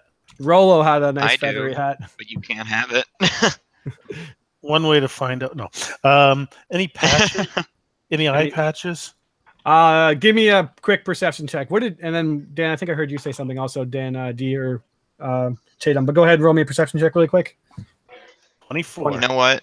You find an eye patch. It's a really gross looking one, and there's like some kind of pussy disgustingness on it, but with a little wash in the seawater. It's pretty good. Okay, well, if anyone looks, I imagine there's a moment where you're wearing that disgusting-looking little eye patch, and Rollo kind of looks at you, and then looks at his hat, and like puts it on you.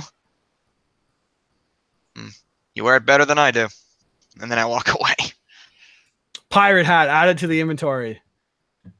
Chatham, what did you say? Cheat him the whole 10-day on the way back would be just questioning everybody about. Since we have 2 ships, does that mean we need to double the offer to the God of the Bay on our way back, or do we even need to make an offer to him? Good thing you mentioned that, because I will say that they will warn you that you will definitely need to make a tribute. So we're kind of running close on time here, so I don't want to push it too far. But what do you offer? Armag. It said that if you don't offer a good tribute, that he'll come up and basically fuck your shit up.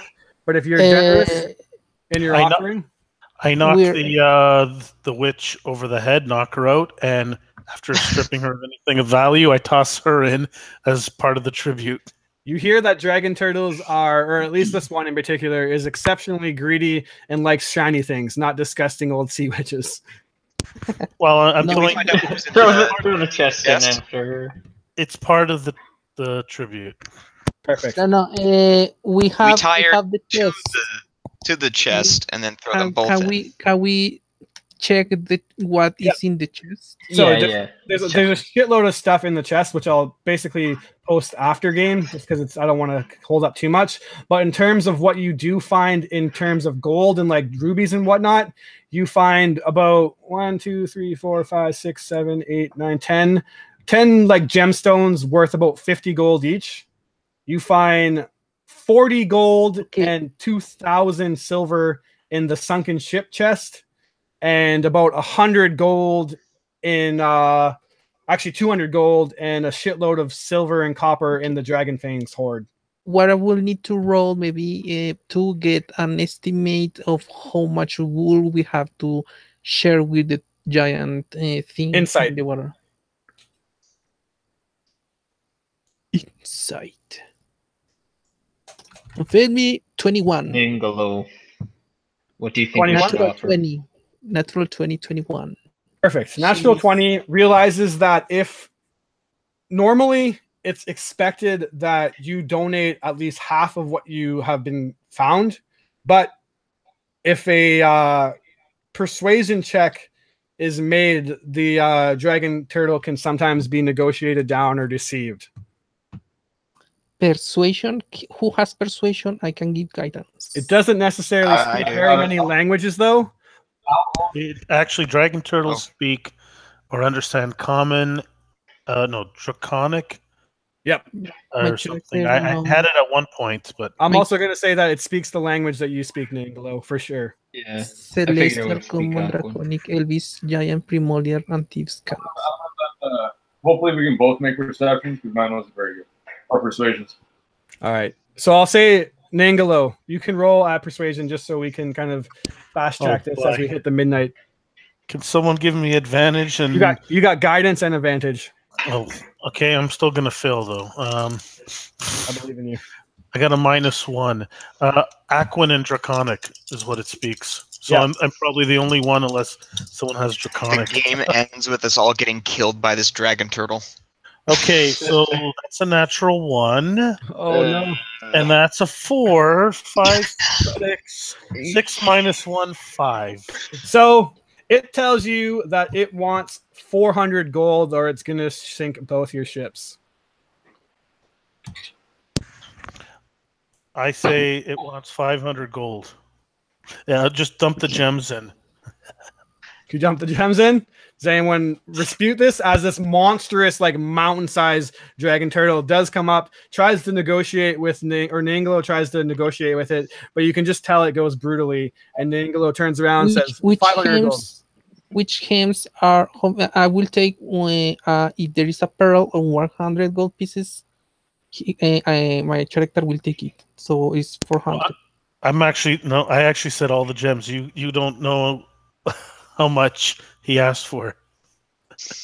I said all the gems. Draconic. You speak Draconic, so yeah. But it probably didn't reply in Draconic since I spoke to it. But hey, I'm just saying I said all the gems. So what do you guys drop it in as tribute, just so we can get it over with? The silver and the gold are total of 400. Okay, so 400 gold's going in. And all the gems. I mean, that's what's traditional, right? 400 gold, that's fair and square. Yep. All right, then.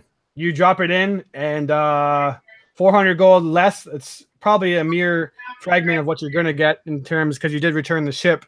So Armag is satisfied with this tribute, and he swallows up the gold that you have given up.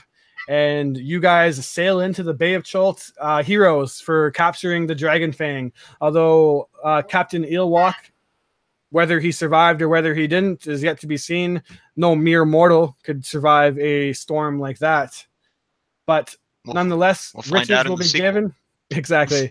And you guys Dragon Ball Z are rich as fuck. All right, guys. Midnight. I didn't want to go beyond this, so we managed to just squeak it in there. I'll post in the chat everything that you find in details. And you guys are rich as fuck now. Cheers. And Woo! I have been found worthy by my God. You've been found worthy. Exactly. All right, guys. We're not worthy. Thanks for playing. Thank you for DMing. Absolutely. Yeah, thanks, Chris. No problem. Anyone want to Yeah, say you're an anything in awesome closing? DM. All right. I ain't Cool. got Cool. Peace out then, guys. Let's end this, and I'll post in chat or post game what you guys are